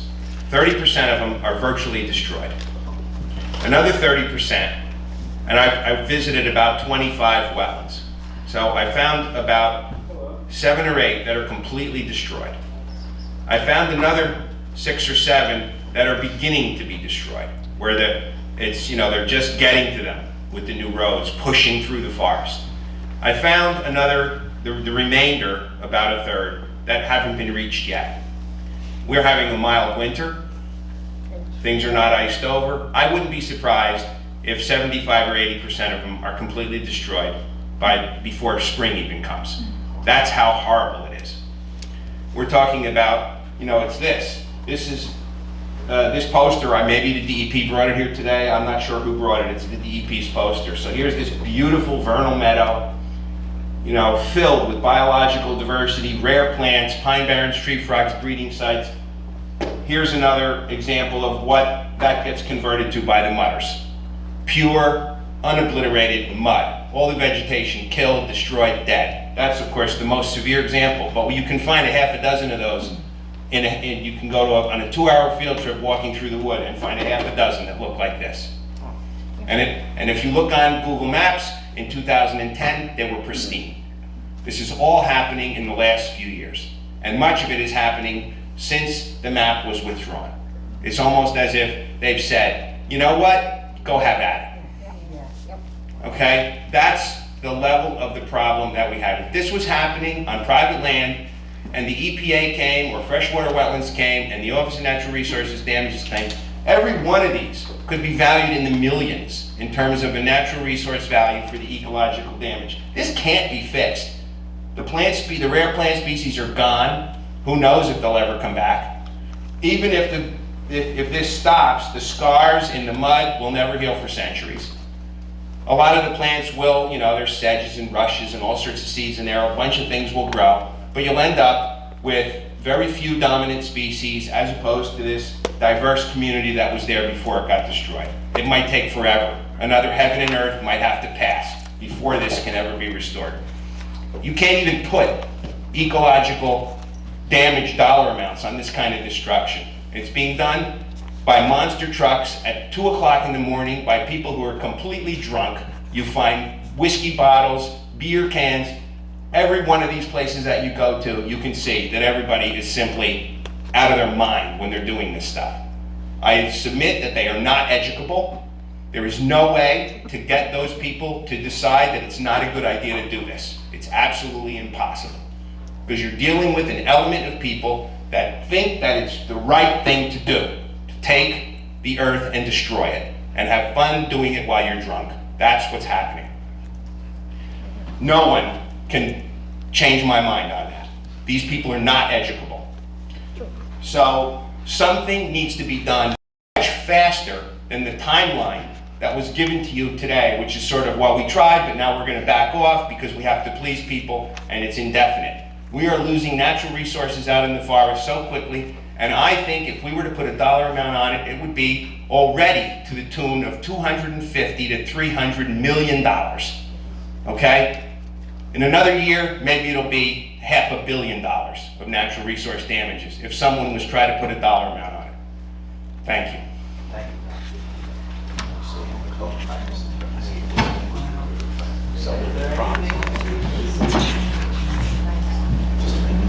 Go ahead. Is there anything that we can do toward encouraging them to act? There's language in the CMP about the commission having from time to time, that's what it says, about the commission weighing in on closing roads. That's, in terms of the CMP, there is some language there. We've never used it, we've never tried to use it, but there is language there. Give us some. But it does say cooperation with the DEP.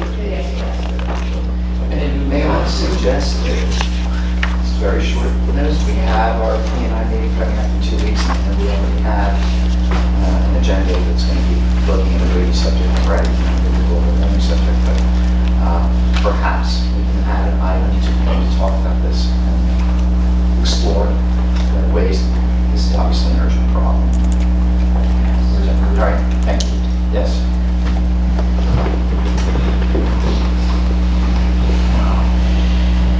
Marilyn Miller from Tom's River. I had no idea this was going to be talked about. I have mentioned I've been a kayaker. I am a kayaker, I am a hiker. And when I'm out on those trails and I come up against these monster trucks, the ATVs with their obnoxious attitudes, in addition to the destruction that's out there, I just get so upset. So I want you to know I go out there and I deal with that also.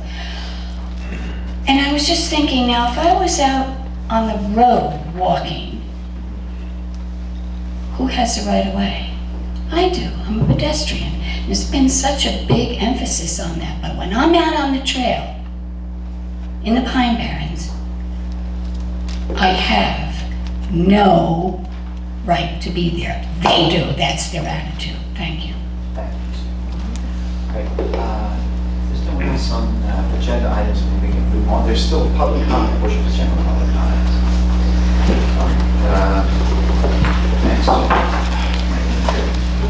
The commissioners received a memo in their packet regarding some municipal ordinances that do not require our action. They have no substantial issue findings, but if any commissioner had a comment or question you wanted to raise, then you right now to the staff. I just wanted to talk, did you have more to say on that? I wish that we had more made aware sooner that we was here with maybe send a letter here's the third. So whatever we can do to act. I'm sorry, Commissioner, I hadn't read it, so I wanted to say something. I'd like to welcome you to join our P9 meeting to the extent you can. If you're able to, we'll have some discussion. All right, if there's no comment on the municipal ordinances, let's move right into general public comment. We have a sign-up list. Now, first on the list was spoken, that's not to say. Yes. Pass. Yeah. Nancy Klein.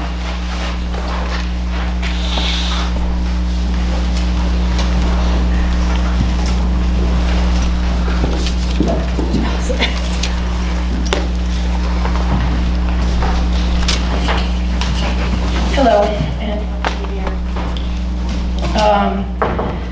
I'd like to open, I'm not sure that everybody knows, Lucille Bates passed away from Lucille's in Warren Grove. I'm going to take a moment and think of Lucille. There are services that are upcoming and visitations. I think you can find them online.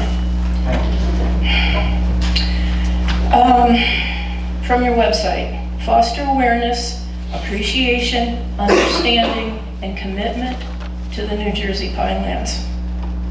What began as a vision to protect the lands in the state of New Jersey, the Pinelands Commission was implemented in 1978 to protect the United States' first national reserve. Richard Sullivan was a leader in bringing the importance of our country's first national reserve to the attention of people everywhere. Jump to the year 2016, the cusp of change, and it's been coming. What began as a vision has degraded into greed over land, over water, setting aside all the values in the protection of the land. Little by little, protections are eroded in the name of progress. Backroom politics has taken the lead. Handshakes, quiet agreements, you help me, I'll help you, attitudes prevail. And who knows what else. Promises are made, all in the name of money, and not in the name of protection of the valuable assets of the Pinelands. Politics is again trumping the need to protect for future generations the environment of New Jersey. Short-term gains, long-term losses. We've seen this happen in the past, and we're repeating it now, even though we've seen what construction can and will do. People are inconsequential when it comes to the bottom line of money. No matter what anyone says, some proposed projects will ultimately open the door to developments within the Pines. This is how it works once a foot is in the door. Look at the Stafford Township issue. Build now, worry about drain problems later. And that's what that proposal is all about. Another Band-Aid. Because they didn't think when they built. The bottom line was money, and it still is.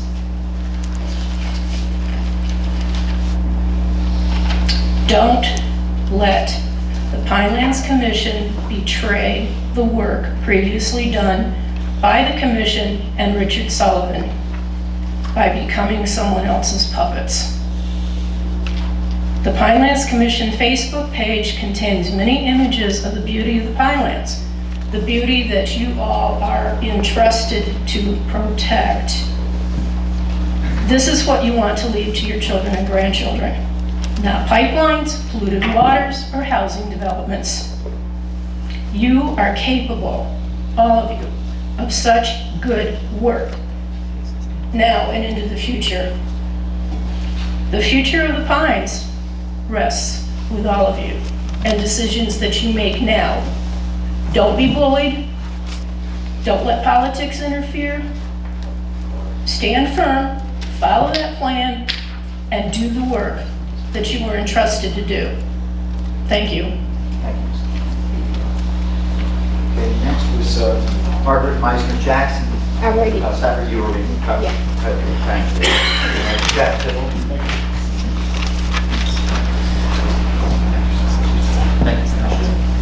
I decided I was going to talk about some of the things during the agenda now because I think it sort of flows a little bit better. Because I think when you looked at what was on the agenda today and where we're heading, I think it's very troubling. You know, first and foremost, even when the commission is trying to do the right thing, then the legislature steps in and sets aside deed restrictions. And that's very troubling, because once you can do it for a turf grass park, you know, a turf grass soccer field, you can start doing it for almost anything. And I think that's a concern. We've had serious problems with ORVs and ATVs. We're talking about the ORVs that are going through it, but there's a lot of illegal ATVs running through the pines and running off trails and going through wetlands and causing a lot of the damage that Emil talked about. It's not just the big ORVs. The state of New Jersey was supposed to deal with that issue on ATVs, and we still haven't dealt with it. They're still running around illegally. We have, when it comes to enforcement, if you really want to look at the numbers, Division of Parks, Park Police, which used to be called Rangers, we have over a 20-year period now half of the park police that we used to have. The stretch so thin that I know in North Jersey and Ringwood, which the Ringwood Park System, which is actually in 6 counties and has 15 divisions, has 6. We're seeing the same thing here in South Jersey, and so there is no enforcement mechanism, and that's why you're seeing what you're seeing. You know, budgets have consequences, and we have 40% less park police now than just 6 years ago, and we're about half from where we were from the Kane administration days. So that's why they can target these lands. You know, we're seeing tremendous, and I'm glad the P&I meeting is going to, you know, be dealing with the issue, but, you know, I came back from my vacation over Christmas and I had crocuses and hyacinths and primrose actually out. You know, and finally this week my petunias finally died, so, you know, it's, you know, sort of a strange year, and I think it shows that the climate impacts are real and are happening. November was the second warmest on record, December was the warmest. We are heading into probably one of the warmest winters ever, and the consequences of that environmentally are real and are happening, and I'm glad you're trying to move on it. But at the same time, the commission is looking at trying to deal with the impacts of climate. You're also doing many things that are undermining it. When you allow detention basins into a forest preservation area, when you allow pipelines cutting through the pines, which causes a lot of localized warming and it impacts there as well. And then you talk about the burning of all that carbon, whether it's at Beale, England, or somewhere else, that has major climate impacts on the Pinelands as well. But what I'm most troubled about are pipelines, and the reason is twofold.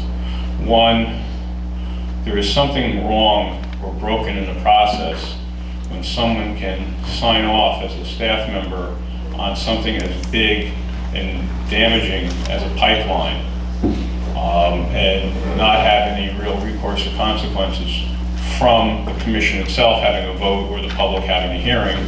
And now we're going through that process again, not just with South Jersey Gas, but now with New Jersey Natural Gas. And, you know, there's a lot of tap dancing going on. You know, for instance, with the base, well, the base happens to be in the PSE&G sewer service, PSE&G franchise area, but yet we might have a hookup for New Jersey Natural Gas, but yet when you read their filings with the SEC, all that gas is committed to Ocean County already, so there is no gas committed for the base. And we don't get any real answers, and we don't see any real signed contracts or permission from the base, but yet we're going to use that as a way to just determine again that this pipeline meets the CMP now because it's bending through the base and there's no public hearing and no vote by the commission, and then the BPU signs off on it because they've never met a pipeline they haven't liked, and it goes on and on. And I think that is an area, since we're entering into a new year, has to be addressed by this commission. This cannot continue, and the reason I say it can't continue is because the biggest Christmas gift to the oil and gas industry is Congress lifted the ban on exports. And that means we are going to be seeing pipelines like the Pilgrim pipeline that's running from Seymour up to Albany, bringing Bakken crude and other things to go off coast. We have also are seeing the lifting of the moratorium on drilling in the mid-Atlantic happening within the next few years as well.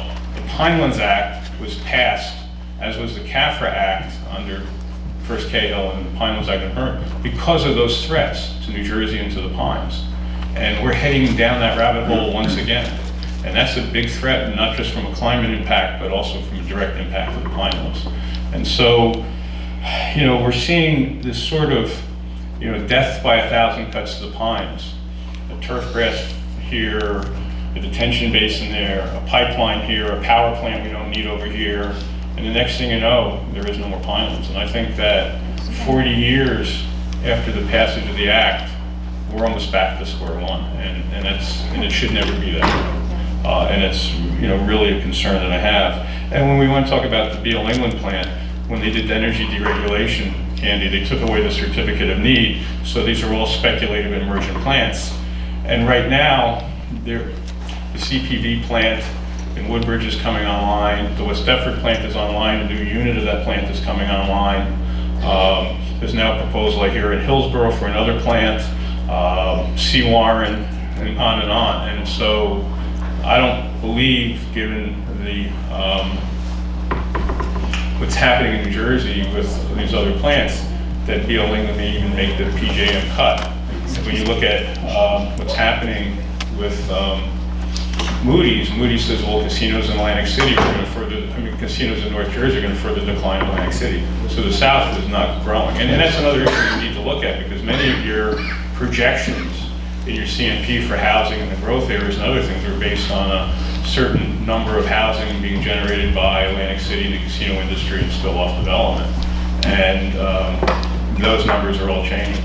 So that's something we also will need to address. So I just want to end with Happy New Year, but I think this is going to be one of the most trying years that we're going to face in the history of the Pinelands, and there's a lot of work to do and a lot of problems that need to be addressed, and we need to get the public more involved and build more on the public trust to try to correct these problems, because my concern is that we will not have a Pinelands for a future generation.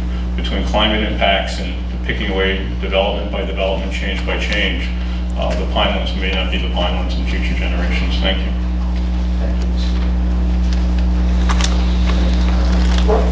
Carol Megna. Yeah, I didn't think she did one. Oh, did she?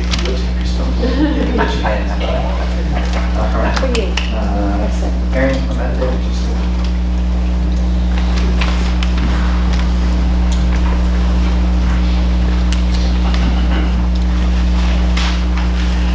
Mary Ann Clementi from Barnegat.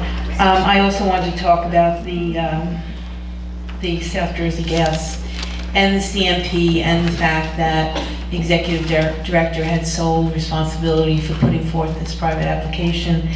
And since you're going to be looking at the CMP for other purposes based on testimony earlier today, you had indicated that you might be looking at how we can change the CMP on these private applications to maybe have a cap of, what the executive director can approve, or so that projects of this magnitude of the South Jersey Gas would not be the sole discretion of the executive director, but would have to go to the Pinelands Commission.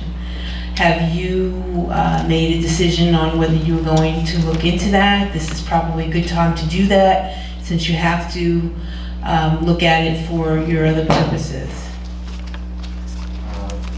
I can say a decision about that, but the review committee just considered that issue, and we've had discussion about it, so Director Long had, did you want to say anything, Commissioner? Wait. The committee that Commissioner Ashman is, that's really on the MOA, isn't Plan it? review committee. No, we did a plan review. We did a plan review this year, last year. On the CMP? Of the CMP, and many things on our plate to discuss. That's one. Thank you. Thank you. Doug O'Malley.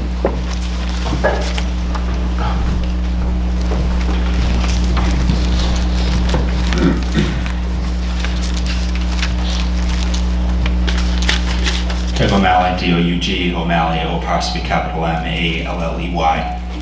Director of Environment, New Jersey. And as I mentioned before, I wanted to thank you again, Mr. Chairman, for your comments to begin the meeting. Thank you. The remembrance of Michael Fowler and individuals like Michael who have a real legacy here in the Pines is a remembrance for us all. And obviously your comments on the not only impending but now finalized retirement of Commissioner Witt, always a man of few words, but obviously a man who spent a long time here on the commission and a longer time in working to protect the Pines. It is really a remembrance that all of the commissioners and all of the staff and all of us are here to try to protect the Pines for what we can when we can. But the comprehensive management plan and the intent of the act really should be for perpetuity. And I also wanted to thank all the members of the commission and the comments and the work of Commissioner DeBella and Commissioner McGlinchey regarding the soccer field debacle that we saw in the legislature. And the legislative process is one that's never really been designed for open transparency. The lame duck legislative process is almost exactly designed not to have transparency. A cavalcade of bills, late night sessions that stretch past midnight. And in this case of Tuckerton, legislation was passed nearly minutes before the deadline on the 12th at 12 o'clock. And obviously the CB did take out the SADC provisions, but really opens the door to what's considered to be low intensity. This is not what New Jersey taxpayers had in mind when they were preserving farmlands. However, all of these debates, of course, are dwarfed by South Jersey Gas. And I wanted to revisit the decision-making process that occurred after our last meeting, which is on the 11th of December. The BPU had its hearing on the 16th of December, Wednesday. The public was given notification that the South Jersey application would be appearing before the BPU the day before, a 24 hours notice. And perhaps the BPU thinks it can act with such lack of impunity because the public actually can't comment at these meetings, which I think is relatively rare for governing bodies. In the past, the public has had a chance to comment at the meetings. No longer under the Christie administration is that allowed. And really, if you look at the proceedings, it is notable that it was a 3-0 unanimous vote. Commissioner Shivakula abstained and Commissioner Fiordaliso, in the first time in more than a decade, was absent from the proceedings, though they did leave a statement. It's also important to know that as opposed to this body, which obviously is intent with the mission of protecting the Pinelands, the BPU has, obviously that's not in their mission, but they don't necessarily even need to listen to the public, both supporters and opponents. And perhaps even most infuriating is in this procedure, listening from the staff, the BPU staff explicitly said the only evidence they were hearing or considering were those of South Jersey Gas. They explicitly said they were not considering public comment, and perhaps even more infuriating, they were not considering the evidence that was provided in the evidentiary hearing by the Pinelands Preservation Alliance, mainly because that would be inconvenient for the BPU to look at evidence that contradicted what they wanted to look at. This was a kangaroo court, plain and simple. And it should also be noted that in the procedure, the BPU, did receive a documentation, a letter from the executive director. Obviously, that letter referenced the certificate of filing, but it also seems that a reference to the South Jersey Gas Pipeline was compliant with the comprehensive management plan. And I think I want to really hone in on that point, because it does seem from the statements made earlier in the meeting that the Pinelands Commission is, to some degree, washing its hands of this matter. Obviously, there's not been a vote or a public hearing or beyond this public comment process and some comments from commissioners. There's been no active decision by the Pinelands Commission itself. And I would strongly encourage members of the commission and you, Mr. Chairman, to the very least to put in documentation to the BPU that the Pinelands Commission and the Pinelands Commission members have not actively had a hearing on this issue and is being represented solely by its staff. Now, I want to just end with, obviously the result was 3-0. Again, the statements were a little longer than they have been in the past. It was about 10 minutes, and mainly through President Rose, who was cleared by the Ethics Commission because of his past involvement with the New Jersey Energy Coalition. His comments did not address at all climate change and the carbon impact of this facility. Obviously this is an issue that the Commission is looking at more and more. But I also want to note that our last meeting was on the Pinelands Commission last meeting was on December 11th. The Paris Agreement came out on December 12th. And that agreement is historic. It's also binding in the sense for the United States that we move forward with the EPA Clean Power Plan. New Jersey is one of many states that's suing EPA. The Supreme Court has already said the EPA has the authority to regulate carbon. New Jersey is one of the few states, even amongst those that is in active litigation, that has no active public process. That's obviously an outrage, but if you look at what New Jersey is doing in expanding our fossil fuel infrastructure, it is immense. And the Pinelands Commission is one of the few bodies that has the independence to be able to, not to sway to political winds. Unfortunately, at this moment, it clearly seems by taking a pass on this issue, it's allowing the South Jersey Gas Pipeline to be rubber stamped. And obviously, that's not only a shame, but that has repercussions for the current debate on the northern pipeline, New Jersey Natural Gas. This issue is not going away, and I want to thank you again for your work, but clearly more needs to be done. Mr. Chairman, okay. Mr. Commissioner, yeah, it's now noon time. All right, there's one other name on the list, and then I think Commissioner Jackson wants to speak. Lori Dietrich, Ronnie Dietrich, sorry. Hi, I'm Ronnie Dietrich. I live here in Lisbon. Other people were very well spoken. I feel like I'm a little repetitious. I feel like I'm so intensely disappointed and frustrated with the Commission's lack of ability to protect the Pinelands. I live here, I work here, I love this place, and I feel that I just wanted to ask you to please reconsider, is there anything that you can do to change the projection that we're on? And I feel like you have the authority, you have the responsibility, but you seem to be lacking in your connection to the land or your appreciation of the land because of what's happening. So I beg you really to use your authority and responsibility differently. Thank you. Was there anyone else who wanted to speak? I'll wait for Commissioner. Okay. Go ahead. Mr. Akers. Sorry. Oh, Fred, if you can give. Isn't that just like... Good morning and Happy New Year to all.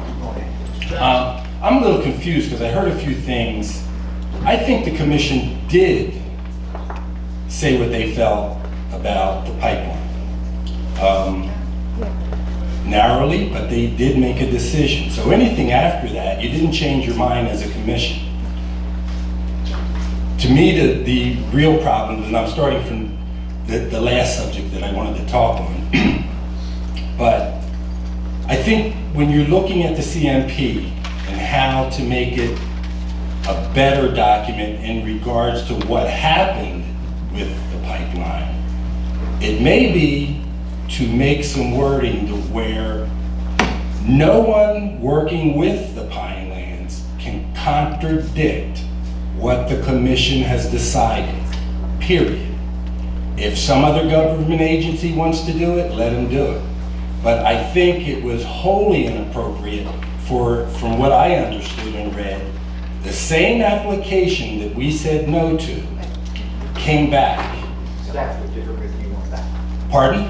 The application was a different application. In presentation. You know what I mean? I'm saying the technical parts of it. I understand.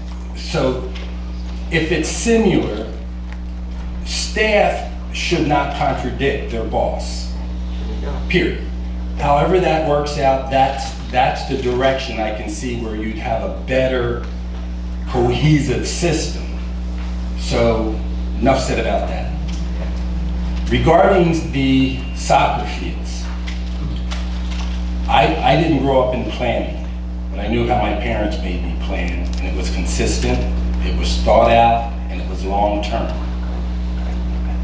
To do spot planning, to do emergency planning without looking at the details of who you're planning for is pretty silly. I don't care who does it. To be talking about a farmer who is in or who has signed a contract saying, here's who I am, here's what I'll do, and here's what I'll agree to do, and then not look at what they're doing, where their income's coming from, and still giving them the same rights as though they were, and not have to make amends to what they are doing, is foolish, and it chips away at the authority of the CMP. And I never thought local could amend it without at least, not from a state organization, without partnership with their partner, which is the federal government. So that looks a little quirky to me. But, and I think people that were here when I was here, I said then, I'd rather go down in flames, standing for truth and the rules, than acquiesce to somebody saying, if you will work with us, we won't do this. I said then, we're gonna get screwed by that. We're gonna try to compromise, and they're gonna do it anyway, and they did. And who looks weak? The commission. Trying to do the right thing, trying to be a partner and compromise, you got it handed to you. Anyhow. So, following the CMP, you always become the winner, because that was a well thought out plan that has lasted and been true since its beginning. Great people did it, and I think when you stand for truth, you stand for the rules, you win. Even if I'm sitting out here, I feel so good about my decision because I followed truth, what I knew. Now the question is that plant viable? That's a dinosaur. If it got hit by a direct storm, the pipe wouldn't be any good because it would be in operation. So there's a ruse in all of this, but the rules of truth still stand. So I'm just here because when I read that in the paper, I was a little shocked. They changed the wording, but, and I actually underlined it because this is the part that I brought up that was the scariest part of all of what they did. There is a clause that says, but not limited to soccer and soccer tournaments. Not limited to is what's going to get you down the road, because that's going to be a legal battle of what that means. So, sure, they cut the wording down, they did a lot of things, but still, the fundamental thing is they weakened your resolve. It weakens you as a commission. So I needed to say that. Thank you for your time. Thank you.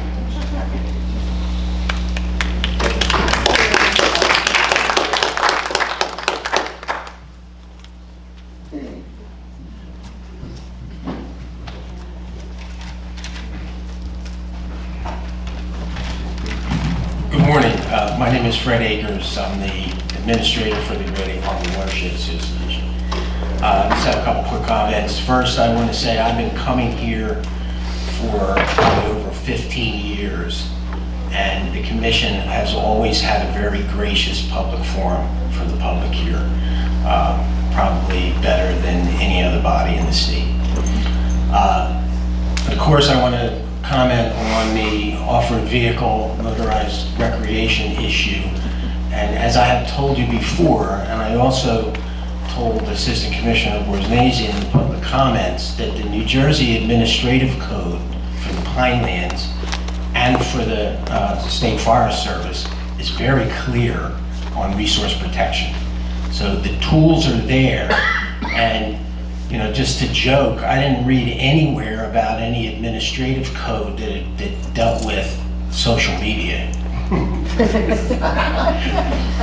But I want to point out perhaps an opportunity. You know, it's hard to know where these things go, but on December 30th, there was an article in the Press of Atlantic City about this issue. And, you know, I'm a student of this, I'm watching closely, and there was a couple lines in there that it's talking about enduros. Okay, so this is about enduros, and on a broader scale, my interest in my watershed is not so much the farm, you know, Warden State Park, which I'm interested in as a precedent, but the areas under threat elsewhere are also wildlife management areas. You know, they're getting creamed as well. So what this article said is the State Department of Environmental Protection has told organizers of enduro events that after this year, they can no longer use fish and wildlife property.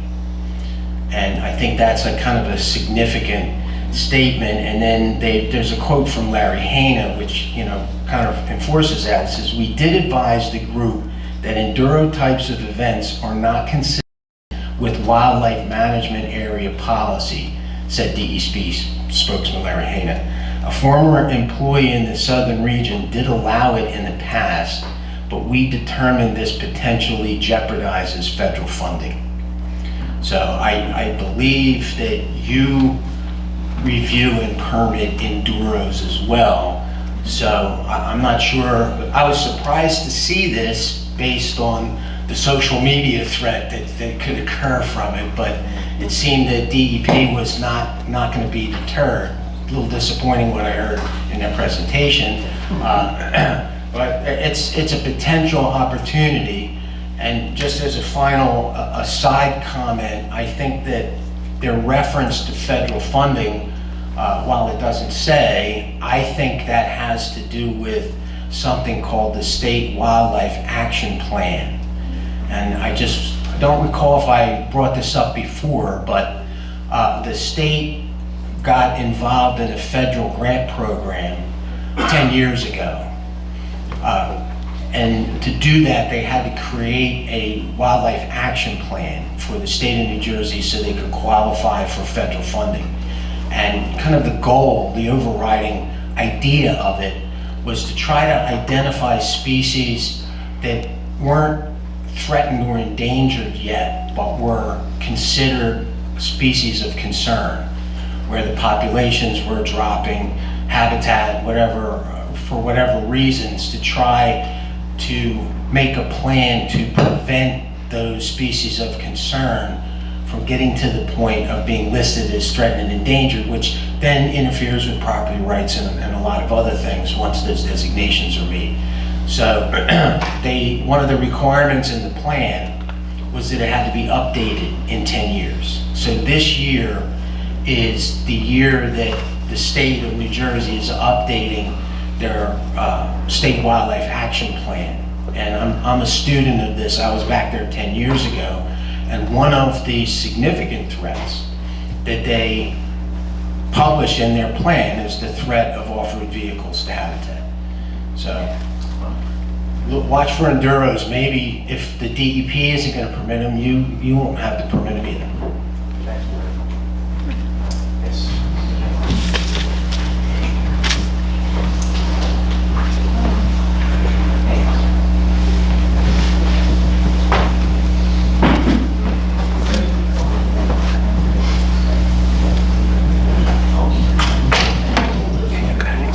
Old Fishman, Medford Lakes. I know I'm beating a dead horse. I've still got the pipeline, the South Jersey pipeline stuck in my craw. And I have previously expressed confusion as to how we've gotten to this point. And I've thought about it long and hard, and I think I finally realized how we've gotten to this point. When the application came back as a private as opposed to a public application, it then became the responsibility of staff to determine whether or not that application was in the best interest of the Pinelands. And that determination was made that it was in the best interest of the Pinelands because it served the need of a facility, a business, an interest that was in the Pinelands. So what that determination did was it conflated, improperly so, the interest of a business in the Pinelands with the primarily benefit the Pinelands. Those things are improperly linked. I can easily envision situations where serving the interest of a business in the Pinelands is really inimical to the best interest of the Pinelands itself. Those are not synonymous terms and should not be made synonymous. In this instance, in this particular instance, serving the interest of the BL England plant is not serving the interest of the Pinelands. I have no idea whether there is any procedure to vindicate what I'm saying. At this point, procedurally, the horse may truly be out of the barn and only the courts can save us. But thinking about it, and in the future, just because something is good for a business within the Pinelands is no reason to determine that that is in the best interest of the Pinelands itself. Thank you. Thank you.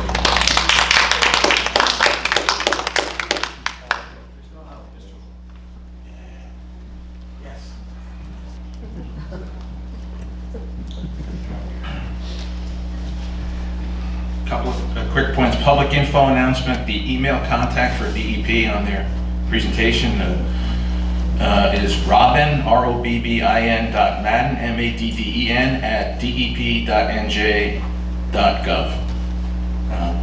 Just that's the public info. Four very quick things. With respect to the, Doug O'Malley referenced the BPU proceeding and their decision-making process. From the commission standpoint, it's important to know, and I made the chairman aware of this, is that in the course of the BPU's, the administrative record before the board at the time, Doug referred to the fact that PPA was an intervener, but they weren't given intervener status, they were given participant status, and that made their information not evidence. So it was not legally a basis for their decision. which is very troubling to begin with. And secondarily, during the evidentiary hearing, apparently from reading the orders, there was no cross-examination by rate counsel or BPU staff. So the facts that that South Jersey Gas and their consultants and experts put on the record were just accepted at face value without even probing, which is remarkable to me. You know, I watched the Perry Mason, the trial, you know, you get to ask questions and everything. That's the quasi-judicial proceeding. It's supposed to be adversarial.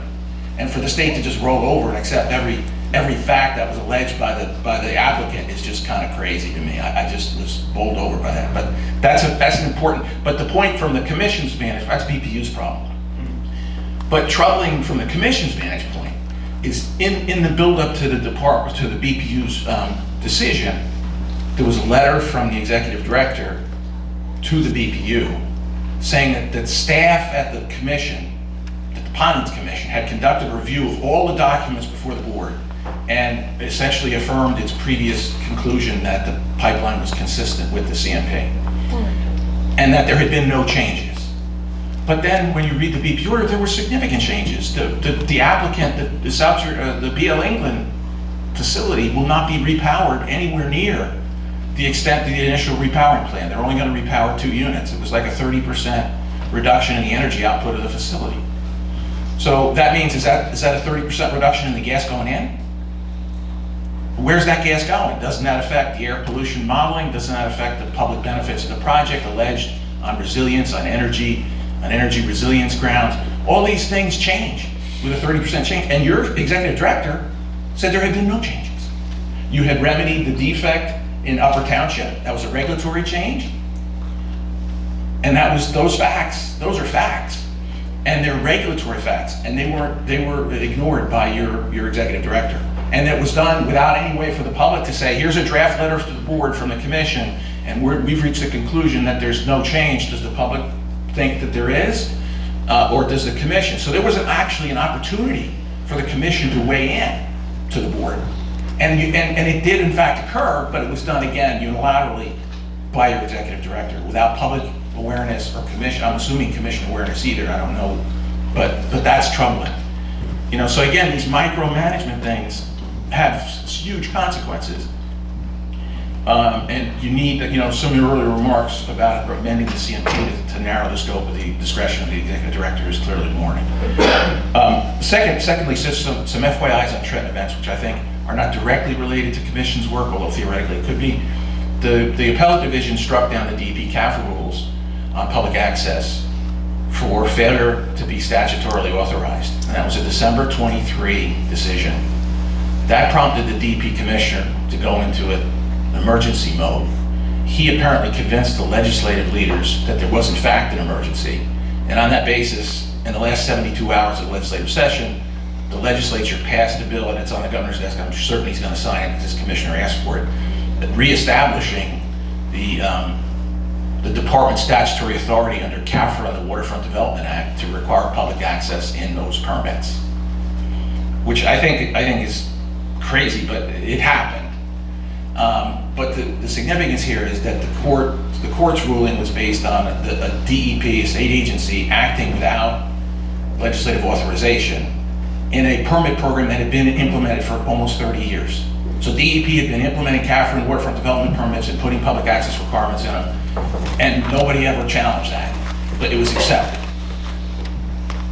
Why I want to focus on that is because the other big Trenton event, and it didn't get any news coverage, but it was big, that the legislature vetoed the rules, the stream encroachment rules, the flood hazard area rules that you objected to for the Toms River Corridor Plan. Those rules were struck down by the legislature. The ball is now in DEP's court to either rescind the rule, amend the rule, or go forward. And then if they go forward with the rule, the legislature has to act again and strike it down as inconsistent with legislative intent. But the point there, and I want to connect it to the first point about this ultra vires issue, is that one of the bases that was before the legislature and why they determined it was that rule package was inconsistent with legislative intent, and I made the testimony, was that the rules authorized a great expansion of what was called a riparian mitigation trading scheme. They created a riparian mitigation bank, like the wetlands mitigation bank. They created a riparian trading scheme where you could get riparian credits and destroy buffers and trade for them. So it was a wild reach by DEP to radically reorient their stream encroachment program. And it was on the basis that they were making it consistent with the wetlands program, that this was a realignment. And my analysis said that's crazy because all the other trading programs, from the state plan, the Pinelands development credits, all these credit and land use trading programs are all statutorily authorized, and it's fairly clear that there's legislative standards and legislative authority. There's nothing in the Flood Hazard Act that would authorize a riparian trading scheme.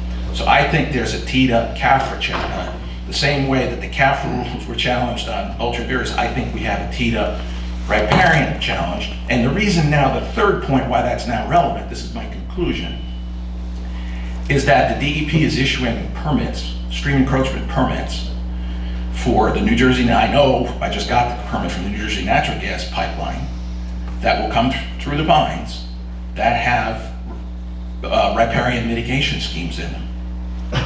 And I think that those riparian mitigation schemes are unauthorized and should be challenged. And I don't know if the commission initiates lawsuits, but certainly the public does. And that's something I think competent legal review is necessary to see whether or not the department is doing things that are radically outside its power and that have negative adverse impacts on the Pines. And for the same reason that you decided to weigh into the stream encroachment rules, because the Toms River Corridor Plan was technically outside the jurisdiction of the Pinelands, but had an impact on the Pinelands.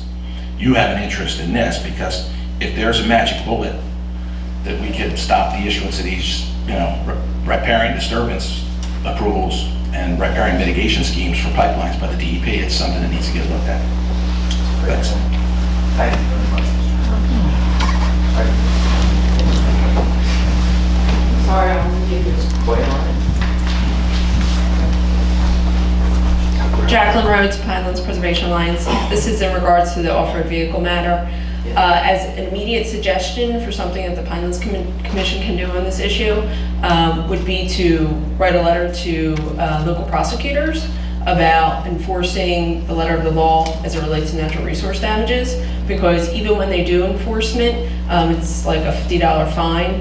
And obviously, that's not going to deter any action. It's just like a permit that you would get to ride through the state forest, through wetlands, with no consequence. And I suggested this to DEP as well, but I think the more agencies that weigh in, especially with the Pinelands Commission not having its own enforcement powers, they are required to enforce the work that, your laws as well. So that would be my immediate suggestion. Thank you. That might be interesting to do with municipal council, municipal council, so that they can get prosecutors interest. You got the deer in the headlights. I think Sorry. Yeah. Well, okay. I think the matter was going to be discussed at policy and implementation. The only comment I would offer, this issue arises behind the time before the commission. And it's a major concern. In my opinion, it's a trespass issue.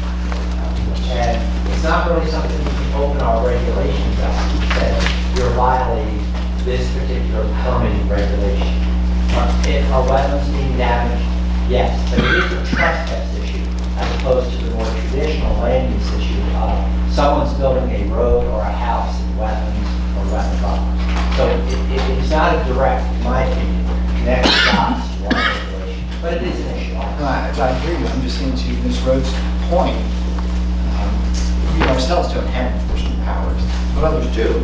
And if we develop a relationship and make them aware of our concern, that facilitates the next. That's all I'm saying. I'm sorry, did you want to make a public comment? Okay. And while you're coming back, is Carol coming back? We have time to skip her. She left. Yeah. Natalie Nice from Upper Township. Yes. I haven't been to that many meetings here. I'm still trying to understand what happened. I remember reading in the paper about the vote 7-7 and Jeff Bandrew publicly saying he was going to find out what happened. And, now we're here from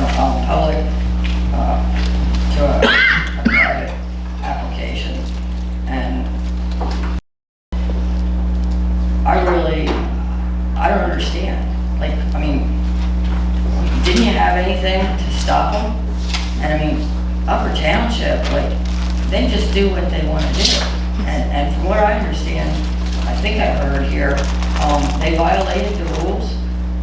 And aren't there any sanctions? I mean, they just did it and that's it? I'm not sure who you're referring to. You're saying Upper Township violated? Yeah, with the, Regarding the interconnect? station? Yeah. Well, I think that's separately being looked into. If they had a violation, they could build things without coming to us for approval, and Yeah. I would always address those.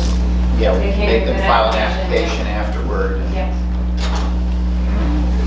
so they just did it and they're just getting away with it. I mean, that particular issue you happen to know about today.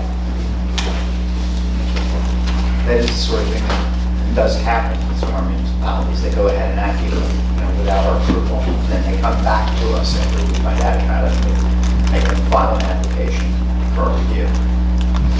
I think there's another point you need to understand. That is that there's the Pinelands Protection Area and then there's the Pinelands National Reserve.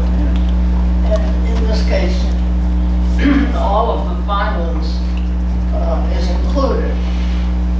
So therefore, we don't have anything but planning jurisdiction in the area between where the protection area stops and the reserve stops. So there's a whole area that we don't have regulatory authority. Which is where this location is. Yeah. In Upper Township. It's in that.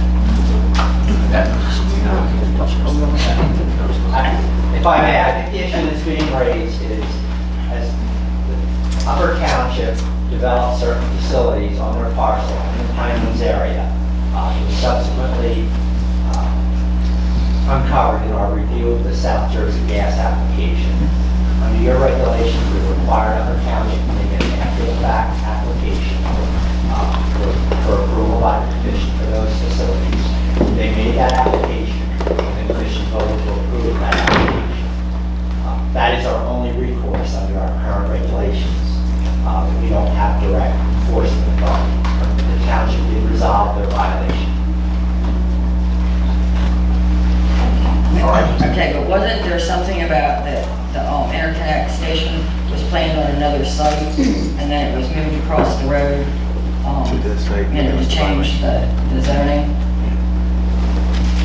I am not aware of that. The interconnect site was proposed on the Upper Township lands owned by Upper Township. We advised Upper Township and the applicant at the time, South Jersey Gas, that an application could not be completed until the violation was addressed. That necessitated Upper Township addressing its violation. They did address it and resolve that violation. But to my knowledge, the interconnect station in the recent applications or the recent application was proposed to be located on the Upper Township property in the Pinelands Village, and that's where it continues to be proposed to be located. So then the BL England plan isn't under the Pinelands at all? It's not a Pinelands site? That is Land is correct. reserved. The BL England plant is located outside of what's referred to as the Pinelands area. The Pinelands area is the state designated area that the Commission has authority to regulate development. So the BL England is outside of that area, and the Commission does not regulate that. Okay. I still have a concern that, that Senator Van Drew obviously didn't like the 7-7 vote, and I mean, he was public about finding out what went wrong, and from there somehow, I think he said he was going to go to the Senate President Sweeney, and then to Governor Christie. And then all of a sudden we had this 4055 D19 where they found that, they could just take it to the BPU, and that now the local people in Upper Township have no say with regard to buffering or safety issues. And also with the BL England plant now, the shorter stacks, I don't think that people are aware, what is meant by the word cleaner. Van Drew used the word cleaner, and the stacks are gonna be shorter, but there's gonna be more ultra-fine particles in the area, and I'm not really, like, it's been a while since We I... understand it, because now obviously we heard, public comment on that issue back in 2013. Been through all that. But none of what you're talking about is subject to our jurisdiction, I mean, whatever. Okay, that was before my time, but, I guess there's no environmental studies or, there's no baseline, is what, I guess, my concern is now, that, that this is just happening to us. Project is approved. Project's been approved by the Sorry? process. The project was approved by the Board of Public Utilities by their order. It's now subject to litigation, as you heard earlier today, and that there is no role for the Pinelands Commission in that litigation. But clearly, it was turned I down. don't know what to say. I know, but it was clearly turned down by this board, and then And then in somewhere a after I separate got called. application, it's a different, separate application that was considered under the CMP by our staff and then decided upon by the Board of Public Utilities. And that is now done. Right, so It's subject to litigation. there's no sanctions, they just had to do something with the There's- rules, and then everything's... There are no sanctions. Huh? No. No, no sanctions, I mean, they just can go about, because I guess the director, from what I heard, this, the board was against They it, have but followed the the director... process. You're talking about two different applications, okay? But all for the same thing, to put that pipeline through I to don't the know, BLM explain to you, plant. it's nice. I didn't know else to tell you, but I just think, I mean, you're worried about ATVs and stuff running around $50 fines. I mean, I don't know, I just wanted it out there. I don't understand. thank you for your time. Dr. Dino, you have one more? Very brief, yeah. Go ahead. I want to thank you all for being so patient. It's a long meeting.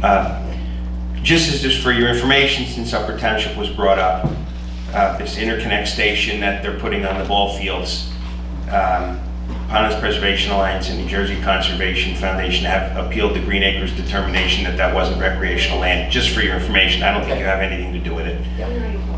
Oh, I'm sorry, I missed that. And I just want to mention that Lucille Bates was more than just a colorful, restaurateur. She won Ocean County Woman of the Year a few years ago. She ran a shelter for battered women. She was a real treasure, and it's a great loss, and we should all really remember her. Thanks. Thank you very much for saying that. I believe no one else. I'll close the public portion. Thank you very much for sharing your thoughts with us. And at this time, I'll report my colleagues and the commissioners that have been. Commissioner Ashman. I just wanted to do two things. I want to wish us all a happy birthday. On January 24th, 1981, we adopted the plan. January 35 years. 14th, it was yesterday. Oh, yes, 14. Well timed. 14th. Oh, I thought it was 35. Anyway, and then I wanted to make just a couple of comments. I want to be sure that this staff understands this is not intended to be anything that, against what the staff has done on any of these projects. They've done a terrific job, and I really congratulate them. But what I would like to say is that in all those years, and having been here all those years, this commission has never, until now, abdicated its inherent authority, in my view, under the acts, federal act and state act, to make the final decisions on significant development applications. It embarrasses me, I have to say, and I think we're going to have to move forward. There's no reason why we have to leave all this to the staff. As I say, I'm not trying to say the staff didn't do the right thing. They did what the plan calls for. Let's see what happens in the next 35. Any other commissioners? Commissioner I got a lot of thoughts running through my mind, but I guess the one I want to share publicly is that I just want to sort of thank Commissioner Witt for his service. It's been my pleasure and honor to work with him. He was a wonderful commissioner. I will miss him dearly, and I wish him all the best in sharing time with the adventure. Thank you very much. All right, I'd just like to add, congratulations to those wonderful people who went before us and struggled to put together the Comprehensive Management Plan and Pinelands Protection Act, one of which is sitting next to me, who deserves all the credit, much of the credit, I should say. Well, I don't think so, I just stuck one. Well, however you might put it, Candy, we all feel differently that you are, just a central force in what brought us to this happy moment. And there will always be a struggle. There's always going to be disagreement about what exactly does it mean to protect the pinelands, but no one will question ever that there is a mission to protect the pinelands, and that's thanks to you and your colleagues 35 years ago. So I, for one, am very, very proud to be a part of this legacy, in a small way, and honored to sit next to you. So, happy 35th anniversary. We have some staff over here. Oh, we do? At the time. Yeah, okay. Did you want to identify it? I can't identify. Oh, okay. Well, congratulations to them too, but we all share in this, and the public too. I mean, we are the people who care, and we carry on that important legacy and do important work, and we all have reason to be proud. So, but it's still a very young effort, 35 years, so much more to do. So beyond that, I'll just say Happy New Year too, and to echo my sympathy and agreement with Commissioner Ashman's comments. The Commission needs to have a role in major projects like that, and we need to continue to look at the CMP and what we need to do to revise it so that we can ensure that the Commission will always play a role in major decisions like that. All right, so with that, I'll entertain a motion to adjourn. Second, all in favor, please say aye. Aye. Okay, thanks.